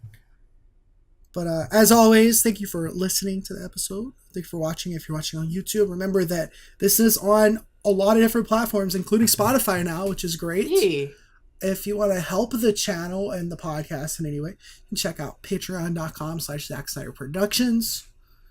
Just put in a little message that you're supporting another YouTube podcast, and we'll put that money directly towards this podcast in some way. Mm-hmm. If you are not already on Aden's channel, go check it out. It's in the description box below. Appreciate it. Check out all our social media stuff. Help us get popular so we can help you even more. Exactly. You know? Real talk. The more experience we have on YouTube, the more we can help you. Sure. Question of the day.